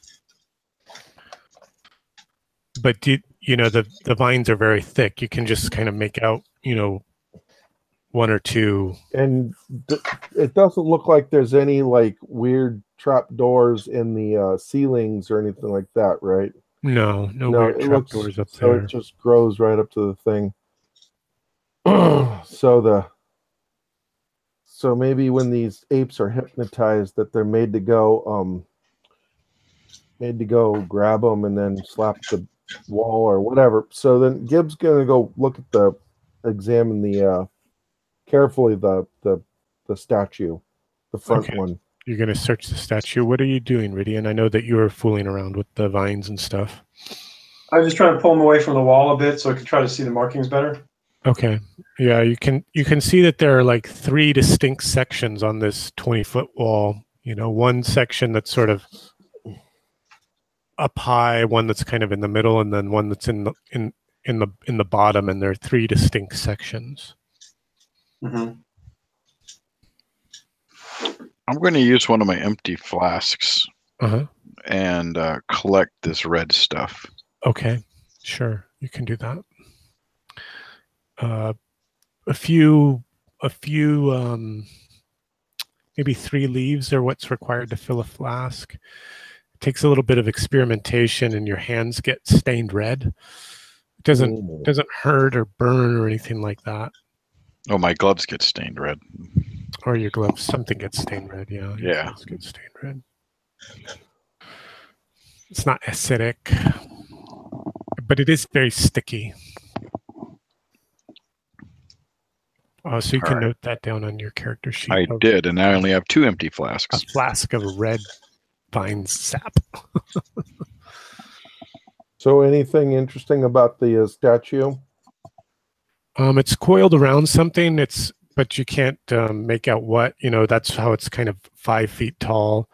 It is looking directly at this eastern wall, this first statue. Its eyes are crystal, and it's carved of some kind of purple crystal, and the statue's carved of some sort of black alabaster material. So does it look like that the thing that it's coiled around is a separate piece, or is it all one carving? Yeah, it almost like it's like coiled around like a rock or a barrel or something. Does the statue appear to be coming up out of the stone floor like the other statues we saw, or is this a separate? No, it's not. It's not flushly fused with the floor. I wonder if it rotates. It looks like it could be moved. It looks like it could rotate. Mm. I was wondering if we can see any sign of red handprints behind the ivy on this eastern wall. No, you don't see any red handprints over there. There are some runic markings back there, but you haven't been able to get a clear. So Gibbs gonna, you know, poke at the statue with his sword, not in a violent way, just, you know, to see if it comes to life, does anything, blah blah blah. You're poking at the snake, is that right? The snake. Yes, correct. Yeah, it doesn't. It's stone. It's stone. Okay. I'm sorry. What were you asking me, Peter? I've missed it. No, you answered about the red handprints behind the ivy. Ah, right. Just the runic markings. Yeah. Yeah, I'm considering smacking my dye-covered glove against this opposite wall where the red handprints are. I'm wondering if that opens the door or does something. Sure. You slap your red paw print onto the wall, and it leaves a, a glove-shaped stain. Is it the same red? It is the same red, yeah. But it doesn't do anything like say, "Here's the treasure. Go home now." Yeah, you win. So 5. is there anything magical about the crystals in the eye sockets? They do kind of radiate some kind of magical aura, and it's directly radiating out from the eyes themselves. Okay. So Gib will take his dagger and see if he can pull them out. I think this is part 2 of the other stones. Of the gorilla stones. I mean, their treasure, or that. But this is so when you get hypnotized by the big ones, you somehow make your way over to here as a gorilla, and you do something, and they command them to do this. Yeah, I think definitely this is something post-indoctrination. Okay, so doesn't seem that the way the stones are set into the statue itself, it doesn't look like they'd be easily removable. Right. It's like the statue is almost carved around the stones, You can't quite work your dagger in there. You can try, but you feel like you might damage the stone itself. Okay, yeah. So does it look like that it can be moved or pushed or pulled or? Yeah, the statue doesn't look like it's fused to the floor. It looks heavy but movable. Okay, so Gib and Gore will try to move it, rotate it, pick it up. Okay, you can do all of those things. What do you want to do with it? Okay, well, move it off of what it's coiled around first off. Oh, when you lift it up, it's like a solid thing, right? It's like it's all one piece, like a carving of a lump of rock, and then carve a snake around the lump of rock. The entire thing is one solid piece that's been carved into this. Yeah. Okay. So moving it that doesn't uncover anything, though. No, but when you do move it away from, Gore picks it up and he's like, some of the vines start moving. They don't move. They sort of, like how when a flower opens up to the morning's light. Well, they sort of fade away, and when the moonrise happens, the flowers sort of collapse down. That's kind of what's happening with some of the. Oh, okay. So let's turn the statue so it points away from the vines. Okay. Yeah. So it's like it's like the rising moon in a flower garden with the the flowers are sort of, the leaves are sort of closing down, drooping away. That's what's happening now. Yeah. Mm-hmm. Okay. Can we see the runes on the wall? Can we see the runes now? No, I mean you could in order to get to the runes, you'd have to remove the vines.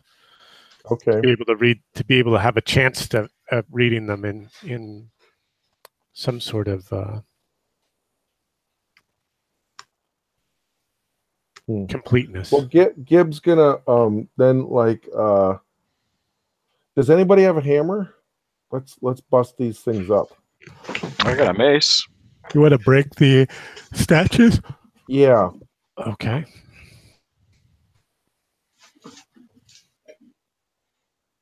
Okay, I got a mace. Sure. You guys can strike off the heads and smash them into all kinds of bits. That's what you want to do? Yep, to get to the stones. To get to the stones, okay? Yeah. It's kind of single-minded. So that you can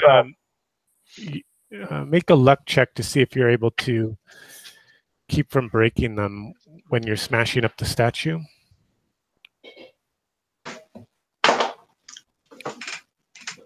Yeah, it looks pretty good. So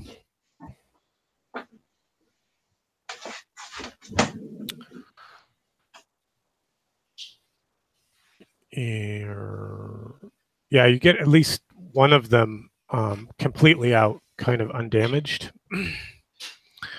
But now they're not radiating any magic at all.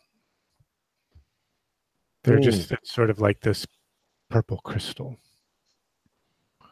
You can write that down on your character sheet if you want to. And what happened to the other one? The other statue, that was the other eye. Oh, it got broken in the smashing. So when one holds the crystal close to the statue bits, does it radiate magic? When he holds it close to the statue that hasn't been broken, no, it doesn't radiate magic. Oh. No, but to the bits of the other one. Nope. Okay, so like the enchantment has gone away, right? Has faded. Okay, so is there other? So Just even can't though get the that other back. eye got busted up, is it still pieces to be gotten? You know? Did you want to break up the other statue too? No. The other eye. So there was two, right? There are two eyes. One of them got destroyed in the smashing of the statue. Oh, okay, that's what I asked. You're able to salvage, yeah. Right. So it didn't break into like 5 pieces, or it broke into unpickupable stuff. Yeah, pretty fragmented and shattered. I say we so Gib asked asks Gore to go cut one of the vines. Okay. With his axe. Yeah. Stalk is about 3 inches around. He doesn't even, he like goes to like cut it with his axe, and he just yanks it off the wall and sort of drags it back over to you. Wizard, what do you want with this? It's like think of like a long piece of seaweed, like, dragging on the beach. Yeah. Well, we were to look at these runes. Oh, you want to? So he starts tearing into the vines to sort of expose the statues. And you left this other statue intact, did you? Yes, correct. Okay. So there's a big bit of hole here now that you can see the runes.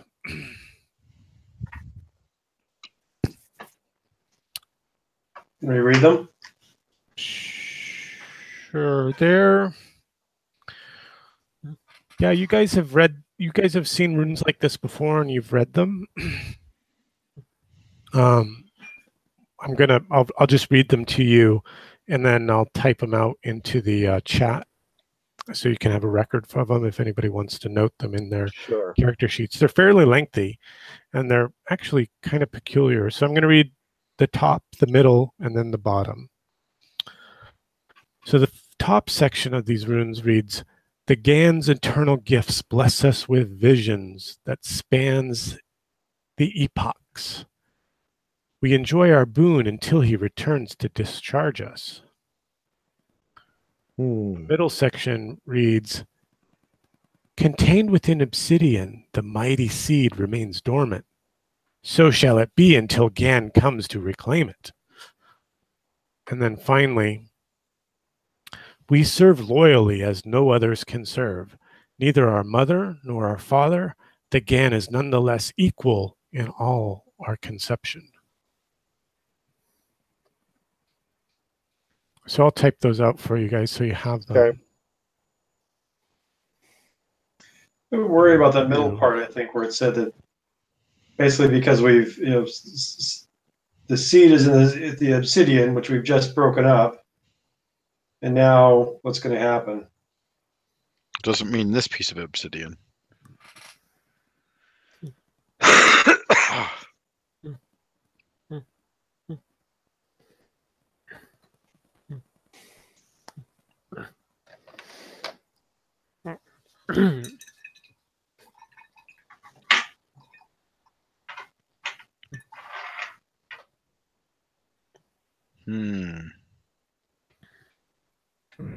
Well, seed. The other thing is that seed, is also egg or egg.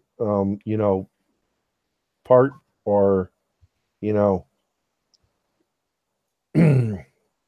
Yeah, feed the bad egg. feed the bad egg. Feed the seed to the bad egg. Feed the bad egg to the seed. I think we want to look for a secret door on this wall with the red handprints. Okay. We want the Kith to do it. Sure.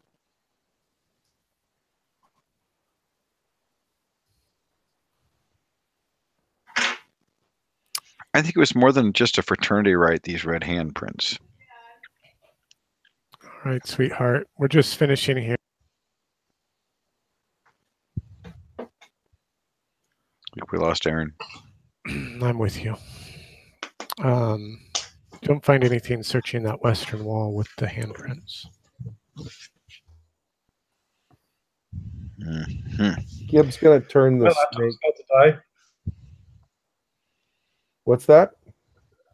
So my laptop is about to die. Ah, So if I disappear all of a sudden, I'm not coming back. all right. Well, I think we're kind of wrapping it up Yeah, here. Yep, we could wrap it up. This is a good place to end the issue of the comic because you can see that big final splash page with all that writing on the wall after we clear the ivy. There you go. Mm-hmm. Let me just finish typing that up. Before we lose Nils, how about any hits or misses for tonight's session, Nils? I like getting my new characters in. I also didn't like my miss was almost losing one. Well, I'll tell you, that was my big hit for me, was plunging you guys into darkness, flinging the elf maid over the edge of the pit into a shallow, watery grave. Yes, of course it was. And I like being able to I think we just lost Nils. Oh, timing was terrible. I wanted to hear what he's doing. Oh. Well, one hit for me was as soon as it went into darkness, I was able to cast light. That felt good. Right. So one of those spells, you're like, when you first get it, you're like, I'm not sure if I can use this. How am I gonna? It's like perfect timing. Oh, and the hit for me too was Gore's magical aura off his magic weapon. That was cool. that confounded things. That was cool. Yeah, because that could have been bad, a fight in the dark with things that can see in the dark. Gore would have started hacking everybody apart accidentally. Yeah, exactly. You'd know how that's going to end, and it's not well. How about for you, Mike? Any big hits or misses? No, I don't know. Nope. It was kind of slow tonight, to be honest. Yeah. I was thinking things would progress a little bit faster, but you guys got off to a slow start. And we did. We didn't. We weren't even started when you joined late. Yeah. Ethan. Horace was hitting it for once in his life, which was nice. And then I would say, I don't know that I had any particular misses. Yeah, I can't think of any misses really. Yeah. Yeah. Good night. It was a good night, and I look forward to us pretty much gaming through Sunday now. Right. Yeah. Right. Gotta go teach all day tomorrow, and then it's off. This was a good start to a convention weekend. So thanks, guys. I had fun. Yeah. Talk to you guys next Thursday. Possibly Wednesday. We got a scheduling conflict for Nils that we're going to try to work out. I definitely won't be able to make it come Thursday. But a Wednesday you could do? I should be able to do it Wednesday. All right, that's 2 for Wednesday, so I'll see if I can't make it work with my schedule too. I'll email you guys the details. Okay, excellent. Cool. Sounds good. All right, good night. Good night, guys.